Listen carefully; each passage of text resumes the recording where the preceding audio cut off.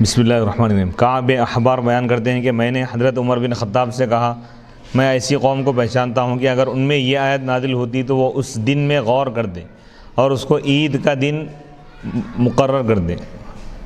حضرت عمر نے پوچھا کون سی آیت؟ انہوں نے کہا الیوم اکملت لکم دینکم۔ حضرت عمر نے کہا مجھے معلوم ہے کہ کون سے دن یہ آیت نازل ہوئی تھی۔ وہ جمعہ کا دن تھا اور عرفہ کا دن تھا، اور یہ دونوں ہمارے لیے عید ہیں۔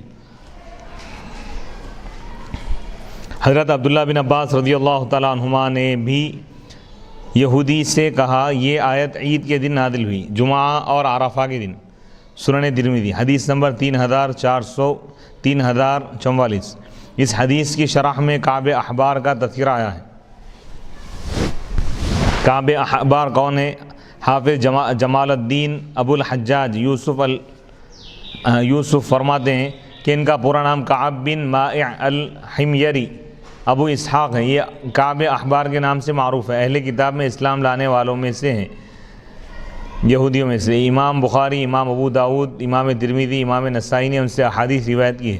انہوں نے نبی صلی اللہ علیہ وسلم کا زمانہ پایا اور حضرت ابو بکر صدیق رضی اللہ تعالیٰ عنہ کی خلافت میں اسلام لائے، اور ایک قول ہے یہ حضرت عمر بن خطاب رضی اللہ تعالیٰ عنہ کی خلافت میں اسلام لائے۔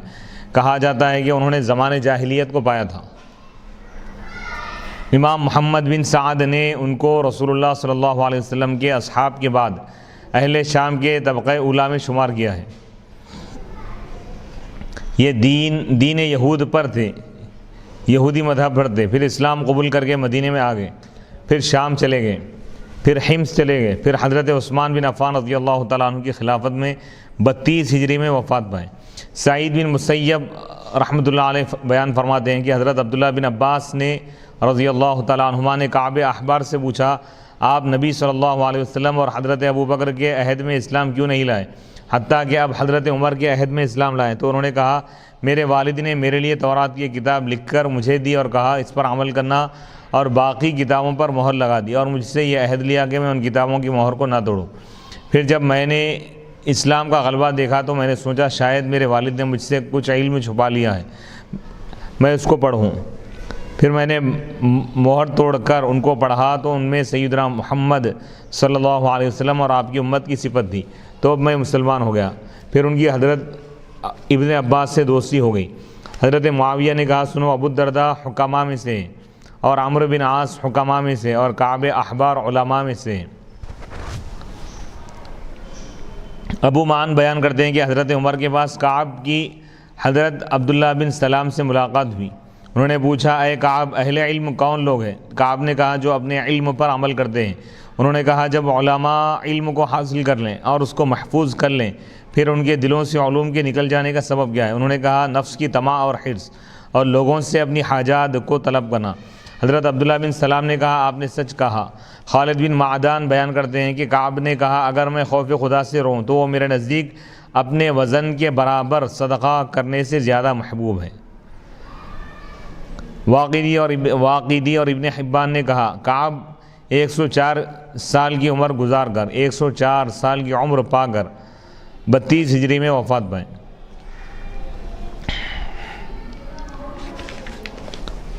باب نمبر 34، باب الزکوٰۃ من الاسلام، زکوٰۃ امور اسلام میں سے۔ اس عنوان کے معنی ہیں اسلام کی شاخوں میں سے ایک شاخ زکوٰۃ ہے۔ اس باب اور سابق گزرے ہوئے باب میں مناسبت یہ ہے کہ باب سابق کا عنوان تھا ایمان میں زیادتی اور کمی، اور اعمال کے زیادہ اور کم ہونے پر ایمان میں زیادتی اور کمی ہوتی ہے، اور زکوٰۃ کے زیادہ یا کم دینے سے بھی اسلام میں زیادتی اور کمی ہوگی، اسی طرح ایمان میں بھی زیادتی اور کمی ہوگی، اور یہ ہم احناف کے خلاف نہیں ہیں، یہ بات احناف کے خلاف نہیں ہے، کیونکہ ہمارے نزدیک بھی ایمان کامل میں زیادتی اور کمی ہوتی ہے۔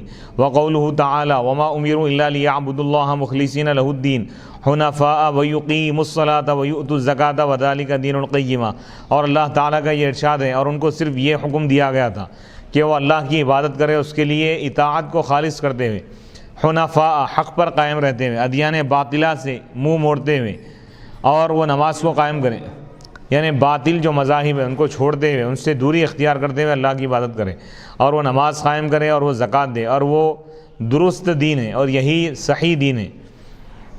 اس آیت کے معنی یہ ہے کہ اہل کتاب کو تورات اور انجیل میں صرف یہ حکم دیا گیا تھا کہ وہ اس طریقے سے اللہ کی عبادت کریں، اور اس آیت میں نماز اور زکوٰۃ کی باقی تمام عبادات پر فضیلت بیان کی گئی۔ اور اس آیت کی اس باب کے عنوان کے ساتھ مناسبت یہ ہے کہ اس باب کا عنوان ہے زکوٰۃ امور اسلام سے، اور اس آیت میں زکوٰۃ ادا کرنے کا حکم ہے امور اسلام سے، اسلامی معاملات میں سے ہی، اس کا تعلق اسلام اور ایمان سے ہو رہا ہے۔ تو امام بخاری اصل یہ بتانا چاہ رہے ہیں کہ زکوٰۃ کیونکہ عمل ہے اور عمل اسلام میں داخل ہے ایمان میں۔ حدیث نمبر 46، حدثنا اسماعیل قال حدثني مالک بن انس عن امه ابی سہیل بن مالک عن ابیہ انہ سمع طلحة بن عبید اللہ یقول جاء رجل الى رسول اللہ صلی اللہ علیہ وسلم من اہل نجد ثائر الرأس نسمع دوی صوته ولا نفقه ما يقول حتى دنا فإذا هو يسأل عن الإسلام فقال رسول الله صلى الله عليه وسلم 5 صلوات في اليوم والليلة فقال هل علي غيرها قال لا إلا أن تطوع قال رسول الله صلى الله عليه وسلم وصيام رمضان قال هل علي غيره قال لا إلا أن تطوع قال وذكر له رسول الله صلى الله عليه وسلم الزكاة قال هل علي غيرها قال لا إلا أن تطوع قال فأدبر الرجل وهو يقول والله لا أزيد على هذا ولا أنقص قال رسول الله صلى الله عليه وسلم افلح ان صدق۔ امام بخاری رحمۃ اللہ علیہ فرماتے ہیں کہ ہم کو اسماعیل نے حدیث بیان کی، انہوں نے کہا مجھ کو مالک بن انس نے حدیث بیان کی اپنے چچا ابو سہیل بن مالک سے، وہ اپنے والد سے روایت کرتے ہیں کہ انہوں نے طلحہ بن عبید اللہ کو یہ کہتے ہوئے سنا کہ ایک شخص اللہ کے رسول علیہ الصلوۃ والسلام کی خدمت میں حاضر ہوا، نجد والوں میں سے، ثائر الرأس، بال بکھرے ہوئے تھے اس کے، ہم اس کی بن بناہٹ کی آواز سن رہے تھے، اس کی آواز کی بن بناہٹ سن رہے تھے، یعنی آواز کچھ بات کر رہا تھا لیکن سمجھ میں نہیں آ رہا تھا کہ وہ کیا کہہ رہا ہے، وَلَا نَفْقَهُ، اور ہم نہیں سمجھ پا رہے تھے کہ وہ کیا کہہ رہا ہے، یہاں تک کہ وہ قریب ہوا، بس وہ اللہ کے رسول علیہ الصلوۃ والسلام سے اسلام کے بارے میں پوچھنے لگا، تو اللہ کے رسول علیہ الصلوۃ والسلام نے ارشاد فرمایا دن اور رات میں 5 نمازیں فرض ہیں۔ تو اس نے کہا کیا اس کے سوا بھی مجھ پر کچھ اور فرض ہیں نمازیں؟ تو آپ نے فرمایا نہیں ہے، مگر یہ کہ تم خوش دلی سے اور کوئی نفل کام کر لو۔ تو اللہ کے رسول علیہ الصلوۃ والسلام نے ارشاد فرمایا اور رمضان کے روزے رکھنا ہے۔ تو اس نے کہا رمضان کے علاوہ کچھ اور روزے بھی مجھ پر فرض ہیں؟ تو آپ نے فرمایا نہیں، رمضان کے سوا کوئی روزہ تم پر فرض نہیں ہے، مگر یہ کہ تم نفل روزہ شروع کرو۔ قال، راوی کہتے ہیں وذکر لہ، اللہ کے رسول علیہ الصلوۃ والسلام نے اس سے زکوٰۃ کا بھی ذکر کیا، تو اس نے کہا کیا زکوٰۃ کے علاوہ بھی مجھ پر کچھ مال خیرات کرنا، صدقہ کرنا فرض ہے؟ تو آپ نے فرمایا نہیں، مگر یہ کہ تم خوش دلی سے کچھ اگر اضافہ کرنا چاہو تو تمہاری مرضی۔ قال، راوی کہتے ہیں بس وہ آدمی چلا گیا جبکہ وہ کہہ رہا تھا اللہ کی قسم میں اس پر نہ اضافہ کروں گا نہ اس سے کمی کروں گا۔ تو اللہ کے رسول نے فرمایا یہ آدمی اگر سچا ہے تو وہ کامیاب ہو گیا، بس یہ فرائض پر جو عمل کر لیا وہ کامیاب ہے بس۔ یہ حدیث پاک بخاری شریف کے علاوہ صحیح مسلم، سنن ترمذی، سنن نسائی، مسند بزار، صحیح ابن خزیمہ، سنن بیہقی، شرح السنہ، سنن دارمی، مسند احمد میں بھی موجود ہے۔ اس حدیث میں جو راوی ذکر کیے گئے ان کا مختصر تذکرہ اور تعارف۔ اسماعیل بن ابی اویس بن عبداللہ الاصبحی المدنی، یہ امام مالک کے بھانجے ہیں۔ باب تفاضل اہل الایمان میں ان کا تعارف ہو چکا ہے۔ امام مالک بن انس، ابو سہیل نافع بن مالک، ابو سہیل کے والد مالک بن ابی عامر، ان سب کا تعارف ہو چکا ہے۔ ابو محمد طلحہ بن عبید اللہ القرشی التیمی رضی اللہ تعالیٰ عنہ، یہ ان 10 صحابہ میں سے ایک ہے جن کو جنت کی بشارت دی گئی۔ ابو محمد طلحہ بن عبید اللہ عشرہ مبشرہ میں سے، یہ بدر کے سوا تمام غزوات میں حاضر رہے، تمام جنگوں میں۔ رسول اللہ صلی اللہ علیہ وسلم نے بدر کے مال غنیمت میں سے ان کا حصہ رکھا تھا، مقرر فرمایا تھا۔ حضرت ابو بکر صدیق رضی اللہ تعالیٰ عنہ جب غزوہ احد کا ذکر کرتے تو فرماتے یہ پورا دن حضرت طلحہ کا تھا۔ یہ ان 6 صحابہ میں سے جن کو حضرت عمر رضی اللہ تعالیٰ عنہ نے خلافت کے مشورے کے لیے نامزد کیا تھا، یعنی خلافت کے لیے ایک پینل آپ بنائے تھے، ایک شورائی، ایک مجلس شورا بنائے تھے، اس کے ایک ممبر ان کو بنا دیے تھے، حضرت طلحہ بن عبید اللہ، جن سے رسول اللہ صلی اللہ علیہ وسلم وفات کے وقت راضی تھے۔ جن 6 صحابہ سے حضور راضی تھے ان میں سے ایک آپ ہے بوقت وصال۔ یہ وہ ہے جو غزوہ احد میں رسول اللہ صلی اللہ علیہ وسلم کے ساتھ قائم اور ثابت قدم رہے۔ غزوہ احد میں مالک بن زبیر نے رسول اللہ صلی اللہ علیہ وسلم کی طرف تیر مارے، انہوں نے مدافعات میں اپنا ہاتھ آگے کر دیا، جس کی وجہ سے ان کا ہاتھ شل ہو گیا، مفلوج ہو گیا تھا، فالج زدہ ہو گیا تھا، سوکھ کر بیکار ہو گیا تھا، کام نہیں کر رہا تھا۔ انہوں نے اپنے ہاتھ سے رسول اللہ صلی اللہ علیہ وسلم کا چہرہ بچایا تھا۔ اس دن حضرت طلحہ کو 75 زخم لگے۔ اللہ کے رسول علیہ الصلوۃ والسلام نے ان کا نام طلحۃ الخیر اور طلحۃ الجواد رکھا، یعنی خیر والے طلحہ، بھلائی والے اور سخاوت والے، سخی طلحہ۔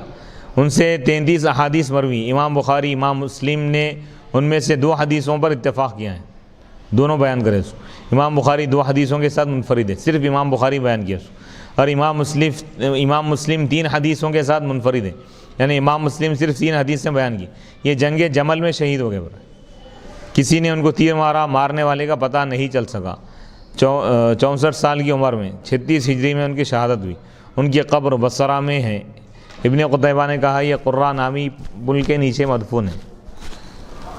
30 سال بعد ان کی صاحبزادی نے خواب دیکھا، انہوں نے شکایت کی کہ ان کی قبر گیلی ہو گئی، یعنی بھیگ گئی۔ ان کی صاحبزادی کے حکم سے ان کو قبر سے نکالا گیا، ان کا جسم بالکل تر و تازہ تھا، پھر ان کو بصرہ میں دارالہجرتین میں دفن کیا گیا۔ ان کی قبر مشہور ہے، بہت بڑی جماعت نے ان سے روایت کی ہے۔ اللہ اکبر، حضرت طلحہ بہت بڑی جماعت ان سے روایت کی ہے، یعنی بہت سارے لوگ ان سے روایتیں لی، احادیث کو بیان کریں۔ حضرت طلحہ بن عبید اللہ کو 30 سال بعد قبر سے تر و تازہ نکالنے کے متعلق مزید حوالے جات، جن مشاہیر علماء نے اس واقعے کا ذکر کیا ہے ان کی تفصیل ہے۔ امام محمد بن سعد متوفی 230 ہجری، الطبقات الکبریٰ جلد 3 صفحہ 224 اس کتاب میں اس واقعے کو بیان کیا گیا۔ حافظ ابو القاسم علی بن حسن بن عساکر نے تاریخ دمشق الکبیر میں اس کو بیان کیا۔ علامہ یحییٰ بن شرف النووی رحمۃ اللہ علیہ تہذیب الاسماء واللغات میں اس کو بیان کی۔ حافظ جمال الدین یوسف تہذیب الکمال میں اس واقعے کو بیان کی۔ شمس الدین محمد بن احمد الذہبی سیر اعلام النبلاء جلد 3 صفحہ 25 میں اس واقعے کو بیان کی۔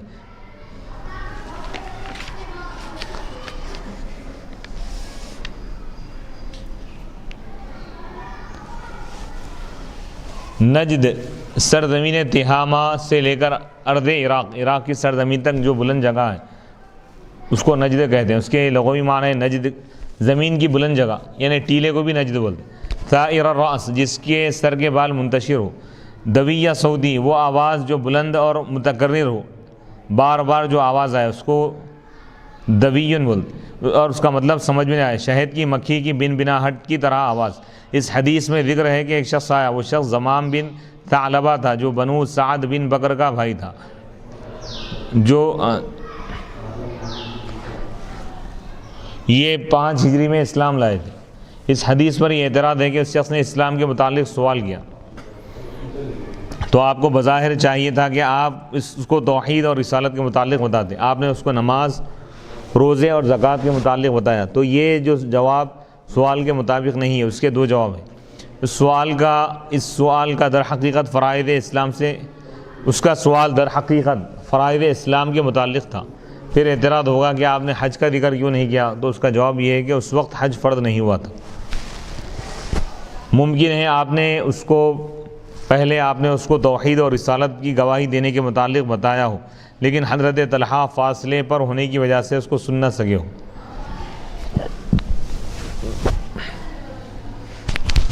اس شخص نے کہا میں ان پر اضافہ نہیں کروں گا۔ اس پر اعتراض ہے کہ اس میں نوافل کا انکار ہے۔ اس کا جواب یہ ہے کہ اس کی مراد یہ تھی کہ میں ان فرائض پر زیادتی نہیں کروں گا، یعنی 5 فرض کی بجائے 6 فرض نہیں پڑھوں گا۔ نیز اس حدیث پر یہ بھی اعتراض ہے کہ نبی صلی اللہ علیہ وسلم نے اس شخص کے متعلق فرمایا کہ اگر اس نے سچ کہا تو یہ کامیاب ہو گیا، حالانکہ اس نے واجبات ادا کرنے کا کہا تھا، واجبات ادا کرنے کے بارے میں، اور نہ حرام کاموں سے اجتناب کے بارے میں کہا تھا، تو ان کے بغیر اس کی فلاح کیسے ہو سکتی ہے؟ تو اس کا جواب یہ ہے کہ یہ حدیث صحیح البخاری کے آخر میں حدیث نمبر 6956 پر بھی درج ہے۔ اس میں یہ جملہ ہے بس اس کو رسول اللہ صلی اللہ علیہ وسلم نے شرائع اسلام کی خبر دی، اور شرائع اسلام میں تمام فرائض اور واجبات اور تمام محرمات اور مکروہات بھی داخل۔ اس کے بعد اس شخص نے کہا میں ان چیزوں میں کوئی زیادتی نہیں کروں گا اور کمی بھی نہیں کروں گا، اور تب رسول اللہ صلی اللہ علیہ وسلم نے فرمایا اگر اس شخص نے سچ کہا تو یہ فلاح پا گیا، اور ظاہر ہے کہ جو شخص تمام فرائض اور واجبات پر عمل کرے اور تمام محرمات اور مکروہات سے بچے گا تو وہ جنتی ہوگا۔ دوبارہ فرمائیں جنتی کون ہے؟ یعنی جو شخص اسلام کے تمام احکام پر عمل کرے، فرائض کو ادا کرے، واجبات کو ادا کرے، سنن مؤکدہ کو ادا کرے، اور حرام چیزوں سے بچے، اللہ کا بھی حق ادا کرے، بندوں کا بھی حق ادا کرے، تو وہ جنتی ہیں۔ باب نمبر 35، باب اتباع الجنائز من الایمان، جنازوں کے ساتھ جانا امور ایمان میں سے، ایمان کے کاموں میں سے، اعمال میں سے۔ اس باب کی باب سابق گزرے ہوئے باب کے ساتھ مناسبت یہ ہے کہ باب سابق میں زکوٰۃ کا ذکر تھا، اور وہ بھی ایمان کی شاخوں میں سے ایک شاخ ہے، اور اس باب میں جنازوں کے ساتھ جانے کا ذکر ہے، اور وہ بھی ایمان کی شاخوں میں سے ایک شاخ ہے۔ حدیث نمبر 47، حدثنا احمد بن عبد الله بن علي المنجوفي قال حدثنا روح قال حدثنا عوف عن الحسن ومحمد عن ابي هريره ان رسول الله صلى الله عليه وسلم قال من اتبع جنازة مسلم ایمانا واحتسابا وكان معه حتى يصلي عليها ويفرغ من دفنها فإنه يرجع من الأجر بقيراطين كل قيراط مثل أحد ومن صلى عليها ثم رجع قبل أن تدفن فإنه يرجع بقيراط۔ امام بخاری رحمۃ اللہ علیہ فرماتے ہیں کہ ہم کو احمد بن عبداللہ بن علی المنجوفی نے حدیث بیان کی، قال انہوں نے کہا، ہم کو روح نے حدیث بیان کی، انہوں نے کہا ہم کو عوف نے حدیث بیان کی حسن سے، وہ محمد سے، حسن اور محمد سے روایت حدیث بیان کی، وہ حضرت ابو ہریرہ رضی اللہ تعالیٰ عنہ سے روایت کرتے ہیں۔ اللہ کے رسول علیہ الصلوۃ والسلام نے ارشاد فرمایا جو ایمان اور اخلاص کے ساتھ کسی مسلمان کے جنازے کے ساتھ چلے اور وکانہ معہو، اور وہ اس کے ساتھ رہے یہاں تک کہ اس کی نماز بھی پڑھے اور اس کی تدفین سے فارغ ہو، تو وہ 2 قیرات اجر لے کر لوٹے گا، واپس آئے گا۔ ہر قیرات احد کے برابر ہوں گا، احد پہاڑ کے برابر ہوگا، اور جو اس پر صرف نماز پڑھا پھر تدفین سے پہلے واپس ہو گیا تو وہ 1 قیرات ثواب پائے گا۔ یہ حدیث پاک بخاری شریف کے علاوہ صحیح مسلم، سنن ابن ماجہ، مصنف ابن ابی شیبہ، سنن بیہقی، مسند احمد میں موجود ہیں۔ تابعہ عثمان المؤذن قال حدثنا عوف عن محمد عن ابی ہریرہ عن النبی صلی اللہ علیہ وسلم۔ اس حدیث میں عثمان مؤذن نے روح کی متابعت کی۔ متابعت کا مطلب ہم اس سے پہلے بیان کر دیے کہ روح اپنے جس شیخ سے اس حدیث کو بیان کی اسی شیخ سے عثمان نے بھی وہی حدیث بیان کی، متابع یعنی ان کی اتباع کی، اس جیسی حدیث بیان کی اپنے استاد سے، انہوں نے بھی حدیث بیان کی۔ وہ ابو ہریرہ وہ محمد سے روایت کرتے ہیں، انہوں نے کہا ہمیں عوف نے حدیث بیان کی محمد سے، وہ حضرت ابو ہریرہ رضی اللہ تعالیٰ عنہ سے اسی حدیث کے مثل۔ حدیث مذکور کے رجال کا تعارف، اس حدیث میں جو رجال روات آئے ہیں ان کا ذکر۔ احمد بن عبداللہ بن علی المنجوفی البصری، ان سے امام بخاری، امام ابو داؤد، امام نسائی روایت کرتے ہیں، یہ 252 ہجری میں وفات پا گئے تھے۔ روح بن عبادہ البصری، الخطیب نے کہا، روح بن عبادہ البصری خطیب نے کہا یہ کثیر الحدیث ہے، زیادہ حدیث بیان کرنے والے، اور انہوں نے سنن، احکام اور تفسیر میں تصنیف کی ہے۔ یہ ثقہ ہے، معتبر ہے، یہ ثقات ہے، یعنی کتاب لکھی ہے اس میں سنتوں کے متعلق اور احکام کے متعلق اور تفسیر کے متعلق بھی کتاب لکھی ہے تفسیر میں۔ یہ روح بن عبادہ یہ ثقات ہے یعنی معتبر تھے۔ علی بن مدینی نے کہا میں نے روح کی 1 لاکھ سے زیادہ حدیثیں دیکھی۔ یحییٰ بن معین نے کہا یہ بہت سچے ہیں، یہ 205 ہجری میں وفات پائے۔ عوف بن ابی جمیلہ، ایک قول یہ ہے کہ ان کا نام بندہ تھا یعنی عبد، انہوں نے کبار تابعین سے سماع کیا ہے، احادیث کو سنا ہے جن میں حسن بصری بھی ہے، اور ان سے ثوری اور شعبہ وغیرہما نے سماع کیا ہے، احادیث کو سنا ہے۔ ان کی نسبت تشیع کی طرف تھی، شیعیت کی طرف۔ ان کی 147 ہجری میں وفات ہوئی۔ الحسن البصری، ان کا تعارف گزر چکا ہے۔ محمد بن سیرین یہ مشہور تابعی ہیں، حضرت انس کے رضی اللہ تعالیٰ عنہ کے کاتب تھے، انہوں نے 30 صحابہ کو پایا تھا۔ حضرت عثمان غنی رضی اللہ تعالیٰ عنہ کی خلافت کے آخری 2 سال میں پیدا ہوئے۔ ان سے بہت بڑی جماعت نے احادیث روایت کی، 110 ہجری میں وفات پائے تھے۔ امام بخاری نے کہا کہ اس حدیث میں روح کی متابعت عثمان مؤذن نے کی ہے۔ ان کا تعارف یہ ہے، یہ عثمان بھی امام بخاری کے شیوخ میں سے اساتذہ میں سے امام بخاری بہت جگہ ان سے بلا واسطہ روایت کرتے ہیں اور بعض جگہ محمد بن یحییٰ ذوہلی کے واسطے سے روایت کرتے ہیں۔ اگر انہوں نے عثمان سے حدیث سنی ہو تو رسول اللہ صلی اللہ علیہ وسلم تک ان کے 4 واسطے ہیں۔ عثمان کا پورا نام ہے عثمان بن حیثم بن جہم، یہ بصرہ کی جامع مسجد کے مؤذن تھے۔ عوف اور ابن جریج وغیرہ سے روایت کرتے ہیں اور ان سے امام بخاری، امام نسائی نے روایت کی ہے۔ یہ 11 رجب 220 ہجری میں وفات پائے تھے۔ قیرات کے معنی اور اس سوال کا جواب کہ معصیت کی وجہ سے جو اجر میں کمی ہوگی، کیا اس سے بھی احد پہاڑ کا جتنا وزن مراد ہے؟ یعنی گناہ کی وجہ سے جو کمی ہوں گی ثواب میں، تو بتا رہے ہیں اس حدیث میں ہے کہ جس نے جنازے کی اتباع کی، جنازے کے پیچھے چلا، اتباع کے معنی ہے کسی کے پیچھے جانا، کسی کی پیروی کرنا، کسی کے ساتھ لاحق ہونا اور مل جانا۔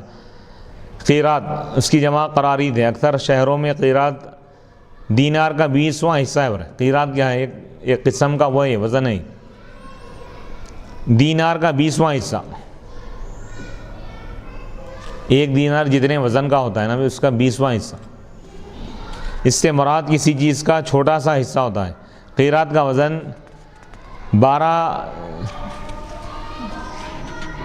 12 چاولوں کے برابر ہوتا ہے، چاول کے 12 دانوں کے برابر ہوتا ہے۔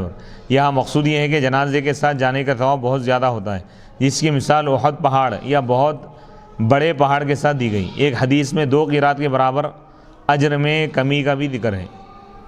حضرت ابو ہریرہ رضی اللہ تعالیٰ عنہ بیان کرتے ہیں کہ رسول اللہ صلی اللہ علیہ وسلم نے فرمایا، جس نے شکار کرنے اور کھیتوں اور مویشیوں کی حفاظت کے علاوہ کتا رکھا، اس کے اجر میں ہر روز 2 قیرات کمی ہوتی رہے گی۔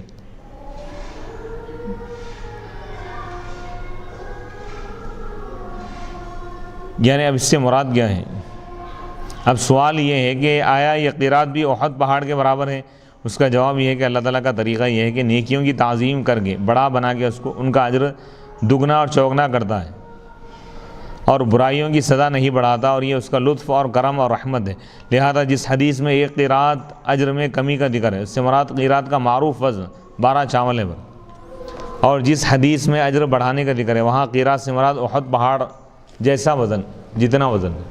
یعنی جس حدیث میں نیکیوں میں اضافے کے لیے قیرات کا لفظ استعمال کیا گیا، یعنی فلاں عمل کریں گے تو 1 قیرات کے برابر ثواب ملیں گا، تو وہاں پہ جہاں پہ نیکیوں کا ذکر ہے تو وہاں پہ زیادہ معنی مراد لے رہے ہیں۔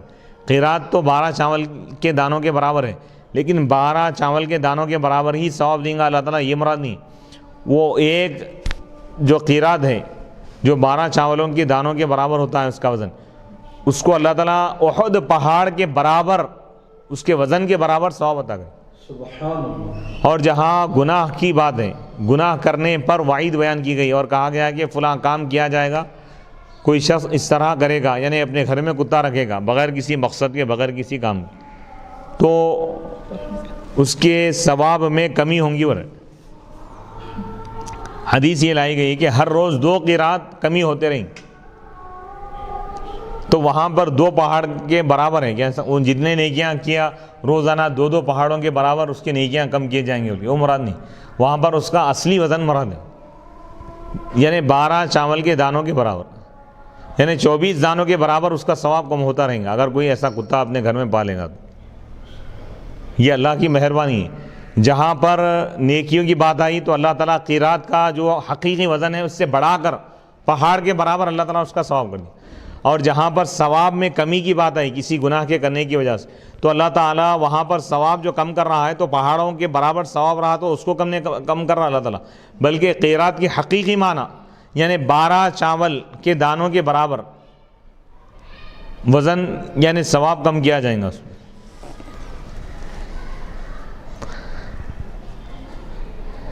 مسلمانوں کے ساتھ ان کی زندگی میں اور ان کی موت کے بعد نیک سلوک کرنے کی تلقین اور ترغیب کے متعلق احادیث۔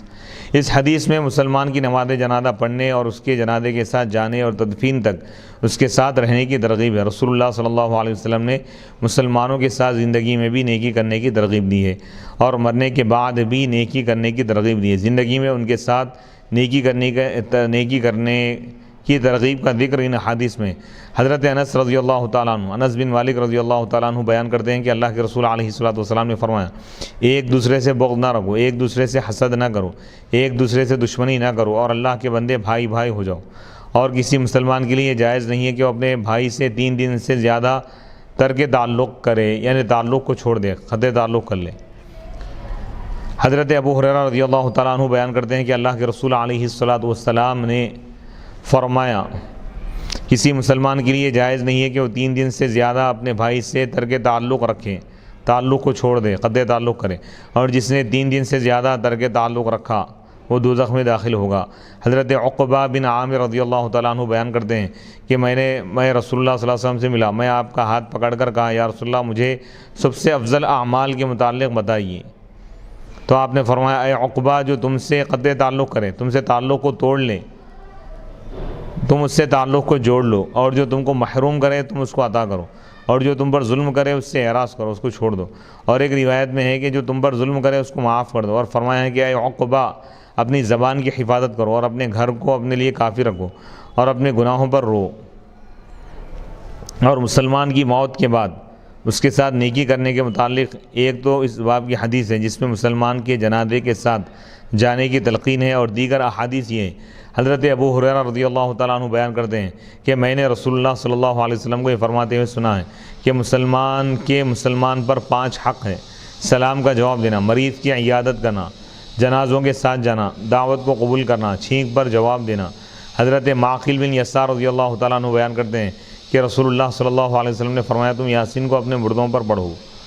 السنن الکبریٰ، حضرت ابو بکر صدیق رضی اللہ تعالیٰ عنہ بیان کرتے ہیں کہ رسول اللہ صلی اللہ علیہ وسلم نے فرمایا، جس شخص نے اپنے والدین کی یا ان میں سے کسی ایک کی قبر کی ہر جمعہ زیارت کی اور ان کی قبر کے پاس یاسین پڑھی تو اللہ اس کے ہر حرف کے بدلے میں ان کی مغفرت فرما دے گا۔ حضرت علی رضی اللہ تعالیٰ عنہ بیان کرتے ہیں کہ رسول اللہ صلی اللہ علیہ وسلم نے فرمایا، جو شخص قبرستان کے پاس سے گزرا پھر 11 مرتبہ قل هو اللہ احد پڑھ کر اس کا ثواب مردوں کو پہنچا دیا تو اس کو ان مردوں کی تعداد کے برابر ثواب عطا کیا جائے گا۔ باب نمبر 36، باب خوف الایمانی، باب خوف المؤمن من ان يحبط عمله وهو لا يشعر، مومن کا ڈرنا اس بات سے کہ اس کے عمل ضائع ہو جائیں گے اور اس کو پتہ بھی نہیں چلے گا، اس بات کا بیان ہے۔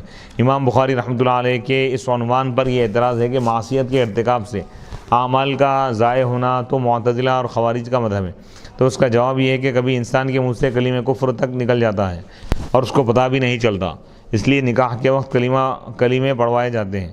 اس باب کے سابق باب گزرے ہوئے باب کے ساتھ مناسبت یہ ہے، اس باب کی گزرے ہوئے باب کے ساتھ مناسبت یہ ہے کہ باب سابق میں گزرے ہوئے باب میں یہ بتایا تھا کہ مسلمان کے جنازے کے ساتھ جانے اور تدفین تک ساتھ رہنے سے 2 قرات اجر ثواب ملتا ہے۔ امام بخاری نے اس عنوان کے ساتھ یہ تنبیہ کی ہے، آگاہ کیا ہے، فرمایا کہ یہ اجر اس وقت ملے گا جب اس نے کوئی کلمہ کفر نہ کہا ہو۔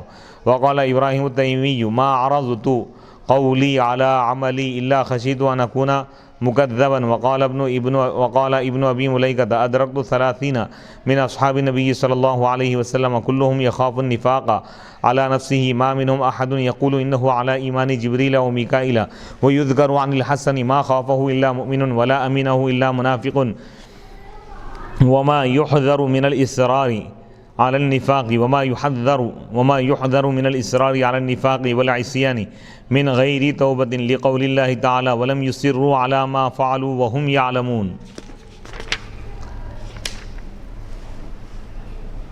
امام بخاری رحمۃ اللہ علیہ فرماتے ہیں کہ ابراہیم تیمی نے کہا، میں نے جب بھی اپنے ایمان کے قول کو اپنے عمل پر پیش کیا تو مجھے خوف ہوا کہ کہیں مجھے جھوٹا نہ قرار دیا جائے۔ اور ابن ابی ملیکہ نے کہا کہ میں نے نبی صلی اللہ علیہ وسلم کے 30 صحابہ کو پایا، وہ سب اپنے آپ پر نفاق سے ڈرتے تھے، ان میں سے کوئی شخص یہ نہیں کہتا تھا کہ وہ حضرت جبریل اور حضرت میکائیل کے ایمان پر ہیں۔ حسن بصری سے منقول ہے کہ اعمال کے ضائع ہونے سے صرف مومن ڈرتا ہے اور اس سے صرف منافق بے خوف ہو جاتا ہے، اور نفاق اور معصیت پر بغیر توبہ کے اصرار کرنے سے اس آیت میں ڈرایا گیا ہے، اور وہ لوگ اپنے گناہوں پر، اپنے گناہ کے کاموں پر دانستہ اصرار نہیں کرتے، جانتے بوجھتے ہوئے اپنے گناہوں پر وہ قائم نہیں رہتے، توبہ کر لیتے ہیں۔ سورہ آل عمران آیت نمبر 135۔ صحابہ کرام کی ضیاع اعمال اور نفاق کے خوف کی توجیہ، اس کی تشریح۔ صحابہ کرام اور اخیار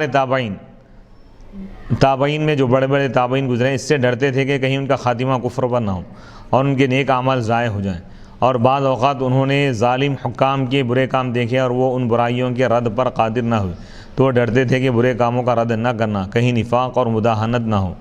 والذین یؤتون ما آتوا وقلوبہم وجلۃ، اور جو لوگ اللہ کی راہ میں جو کچھ دیتے ہیں وہ خوف زدہ دلوں کے ساتھ دیتے ہیں۔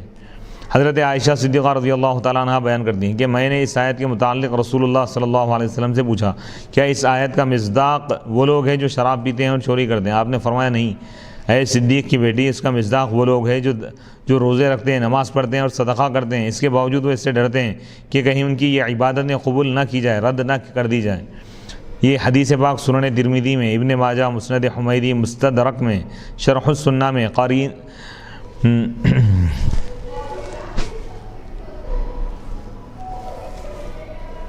امام بخاری رحمۃ اللہ علیہ نے جس آیت کا حوالہ دیا ہے وہ پوری آیت اس طرح ہے: والذین اذا فعلوا فاحشۃ او ظلموا انفسهم ذکروا اللہ فاستغفروا لذنوبهم ومن یغفر الذنوب الا اللہ ولم یصروا علی ما فعلوا وهم یعلمون۔ سورہ آل عمران آیت نمبر 135۔ اور اللہ کے نیک بندے وہ ہیں جب وہ کوئی بے حیائی کا کام کر لیں یا اپنی جانوں پر ظلم کریں تو وہ اللہ کو یاد کرتے ہیں، اللہ ان کو یاد آ جاتا ہے اور فوراً گناہوں کی بخشش مانگتے ہیں، معافی مانگتے ہیں وہ، اور اللہ کے سوا کون گناہوں کی مغفرت کرے گا۔ اور وہ لوگ دانستہ کسی کیے ہوئے کام پر اصرار نہیں کرتے، یعنی جان بوجھ کر اس برائی پر قائم نہیں رہتے، گناہ ہو گیا تو وہ توبہ استغفار کرتے ہیں، دوبارہ وہ گناہ نہیں کرتے، تو یہ بھی اللہ کے نیک بندوں کی علامت۔ اصرار کے معنی اور کسی گناہ کے بعد فوراً مغفرت طلب کر لی جائے تو وہ معاف ہو جاتا ہے۔ علامہ ابو الحسن علی بن احمد الواحدی اس آیت کی تفسیر میں فرماتے ہیں، عطا نے کہا ہے کہ حضرت عبداللہ بن عباس رضی اللہ تعالیٰ عنہما نے بیان کیا کہ یہ آیت حضرت نبہان کھجور فروش کے متعلق نازل ہوئی۔ ان کے پاس ایک حسین عورت کھجور خریدنے کے لیے آئی، انہوں نے اس کو اپنے ہاتھ سے چمٹایا اور اس کو بوسہ دیا، پھر وہ اس فعل پر نادم ہوئے اور نبی صلی اللہ علیہ وسلم کے پاس گئے اور آپ کو یہ ماجرا سنایا۔ اس موقع پر یہ آیت نازل ہوئی۔ انہوں نے اللہ تعالیٰ سے مغفرت طلب کی اور کہا کہ اے اللہ میرے گناہوں کو بخش دے، ہم نادم ہیں اور تجھ سے توبہ کرتے ہیں۔ اصرار نہ کرنے کے معنی یہ ہے کہ انہوں نے دوبارہ اس گناہ کو نہیں دہرایا، اصرار نہ کرنے کے معنی۔ اور اگر کوئی شخص گناہ پر صدق دل سے توبہ کر لے پھر وہ اصرار نہیں ہے۔ حدیث میں حضرت ابوبکر صدیق رضی اللہ تعالیٰ عنہ بیان کرتے ہیں کہ رسول اللہ صلی اللہ علیہ وسلم نے فرمایا، جس شخص نے گناہ پر مغفرت طلب کر لی اس نے اصرار نہیں کیا، خواہ وہ دن میں 70 مرتبہ اس گناہ کو دہرائے، یعنی گناہ کیا توبہ کر لیا، پھر گناہ کیا پھر توبہ کر لیا۔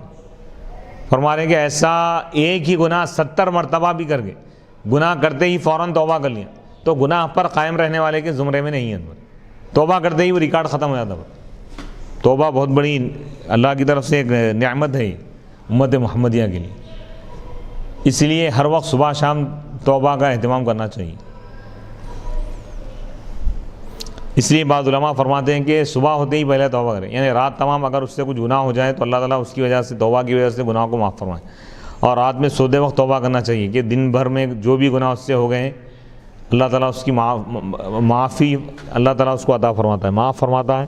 اگر اس حال میں اگر اس کو موت آ جائے تو اس کی مغفرت ہو جاتی ہے، تو توبہ کو اپنے اوپر لازم کر لینا چاہیے۔ حضرت ابوبکر صدیق رضی اللہ تعالیٰ عنہ بیان کرتے ہیں کہ رسول اللہ صلی اللہ علیہ وسلم نے فرمایا، جس شخص نے گناہ پر مغفرت طلب کر لی، معافی مانگ لیا، اس نے اصرار نہیں کیا، خواہ وہ دن میں 70 مرتبہ اس گناہ کو دہرائے۔ یہ حدیث پاک سنن ابی داؤد میں ہے، سنن ترمذی میں، اس حدیث کی سند حسن ہے، اچھی۔ حضرت علی بن ابی طالب رضی اللہ تعالیٰ عنہ بیان کرتے ہیں کہ مجھے حضرت ابو بکر صدیق رضی اللہ تعالیٰ عنہ نے حدیث بیان کی اور سچ کہا کہ رسول اللہ صلی اللہ علیہ وسلم نے فرمایا جو مسلمان کوئی گناہ کر بیٹھے پھر وضو کر کے 2 رکعت نماز پڑھے پھر اس گناہ پر اللہ سے مغفرت طلب کرے تو اللہ اس کی مغفرت فرما دیتا ہے۔ پھر آپ نے سورہ آل عمران آیت نمبر 135 اور 36 کی تلاوت فرمائی۔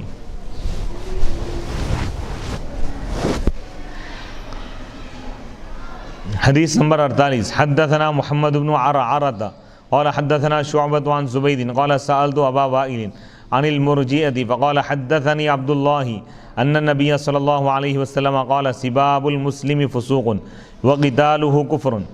امام بخاری رحمۃ اللہ علیہ فرماتے ہیں کہ ہم کو محمد بن عرعرہ نے حدیث بیان کی، انہوں نے کہا ہم کو شعبہ نے حدیث بیان کی زبید سے، قال انہوں نے کہا میں نے ابو وائل سے پوچھا مرجئہ کے بارے میں، مرجئہ فرقے کے بارے میں، تو انہوں نے کہا مجھے عبداللہ نے حدیث بیان کی کہ نبی صلی اللہ علیہ وسلم نے فرمایا کہ سباب المسلم فسوق، مسلمان کو گالی دینا فسوق ہے، گناہ ہے، اور اس سے جنگ کرنا کفر ہے۔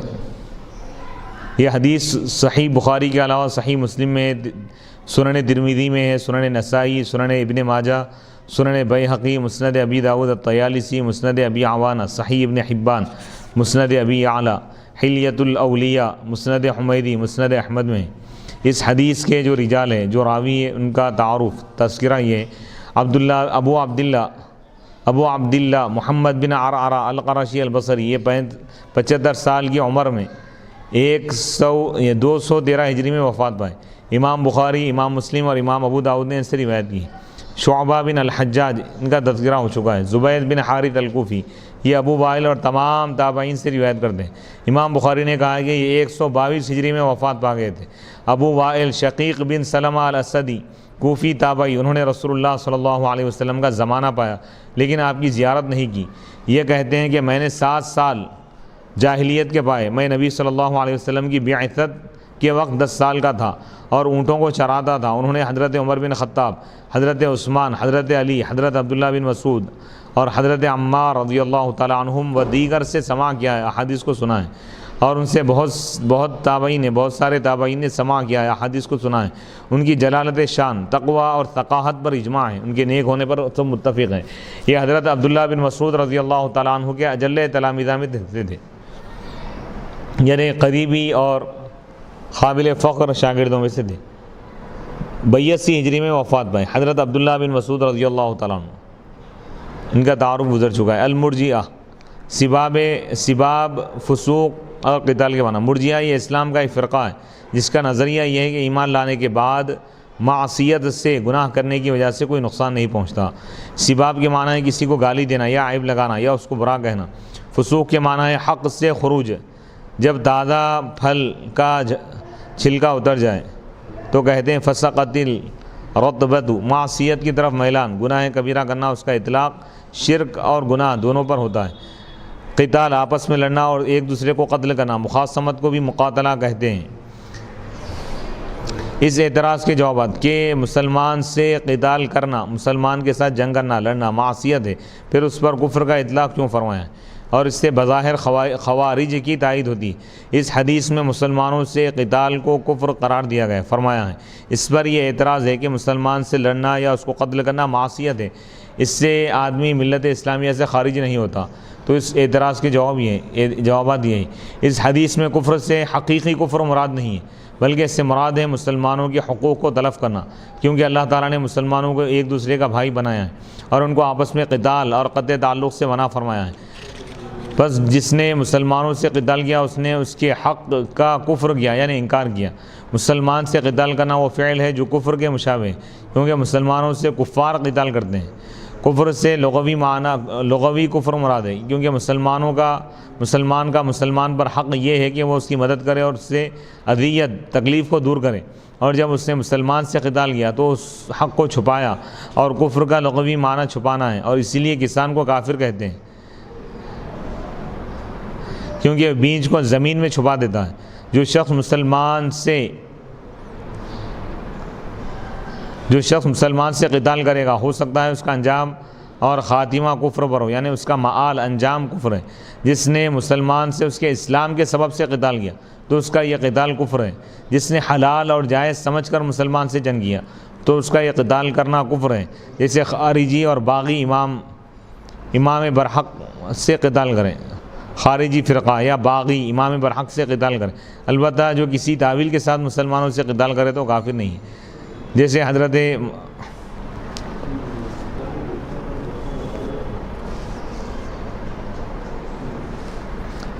حدیث نمبر 49، اخبرنا قتيبة بن سعيد حدثنا اسماعيل بن جعفر عن حميد عن انس قال اخبرني عبادة بن الصامت ان رسول الله صلى الله عليه وسلم خرج يخبر بليلة القدر فتلاحى رجلان من المسلمين فقال اني خرجت لأخبركم بليلة القدر وانه تلاحى فلان وفلان فرفعت وعسى ان يكون خيرا لكم التمسوها في السبع والتسع والخمس۔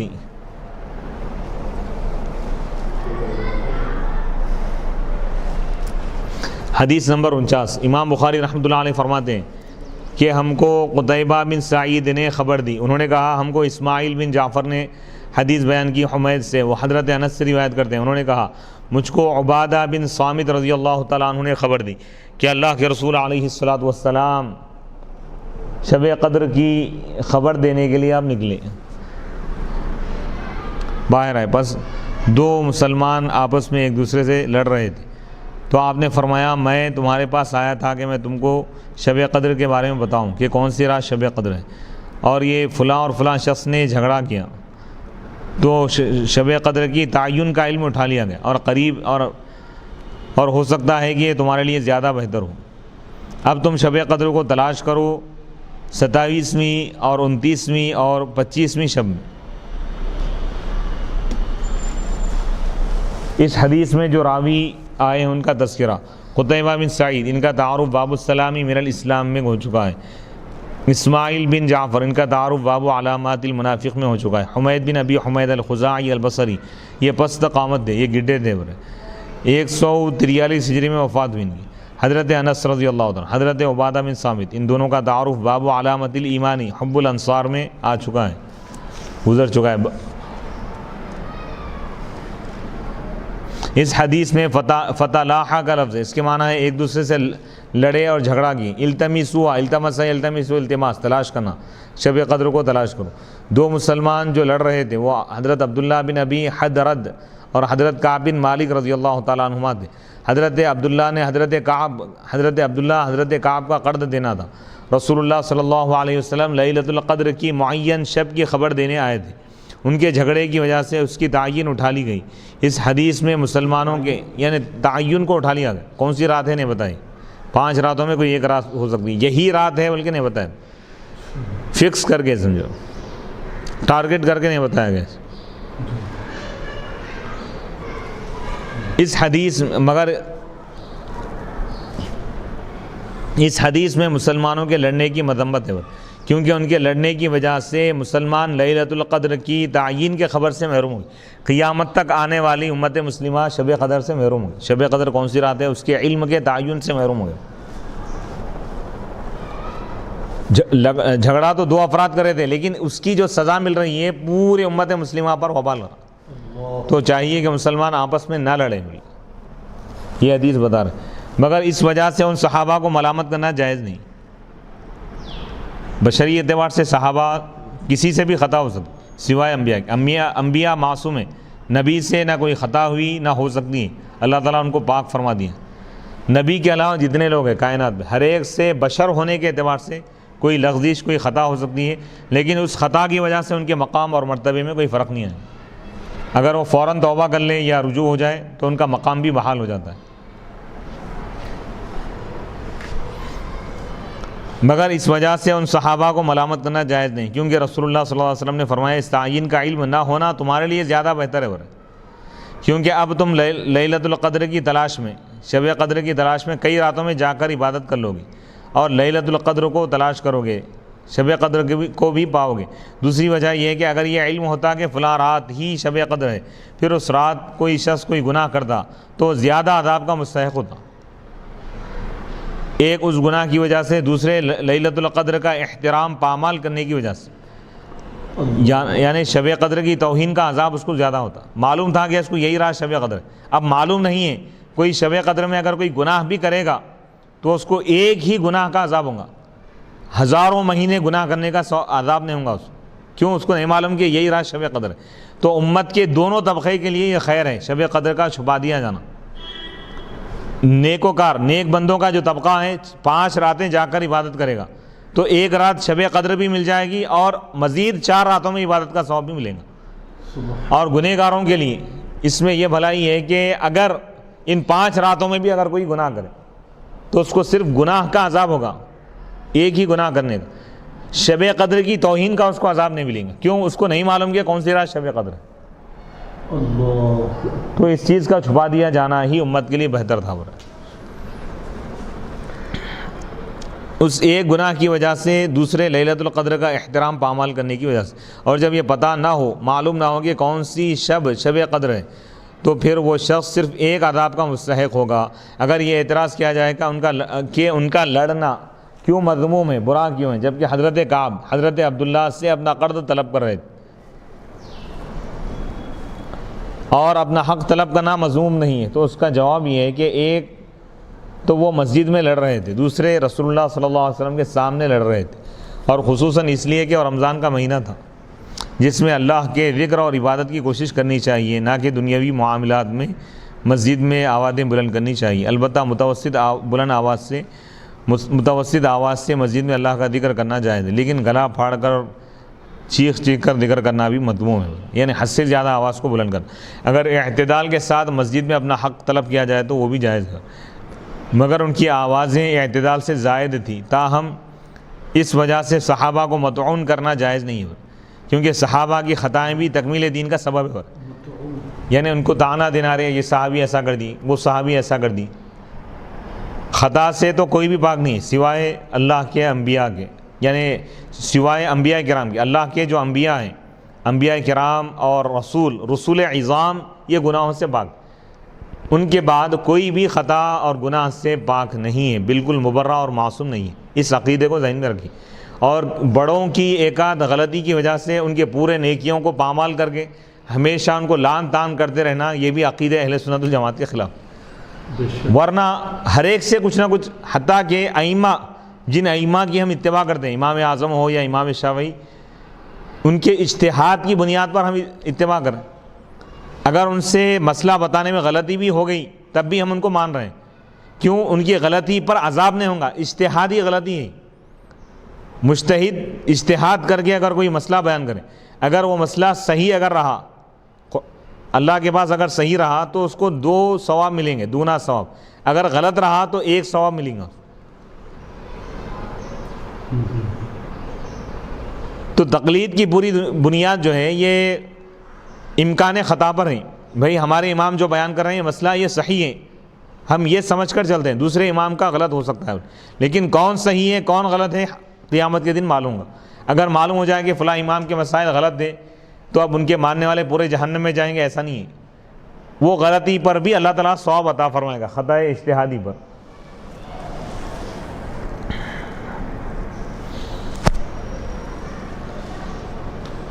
کیونکہ صحابہ کرام کی خطائیں بھی تکمیل دین کا سبب ہو رہا ہے. جن بعض صحابہ سے کبھی کبھار شراب نوشی، چوری یا زنا کے افعال سرزد ہوئے اور انہوں نے ان افعال پر توبہ کر لی اور ان پر حد جاری ہوئی، تو اس وجہ سے رسول اللہ صلی اللہ علیہ وسلم کی زندگی میں حد جاری کرنے کا اسوہ اور نمونہ متحقق ہوا.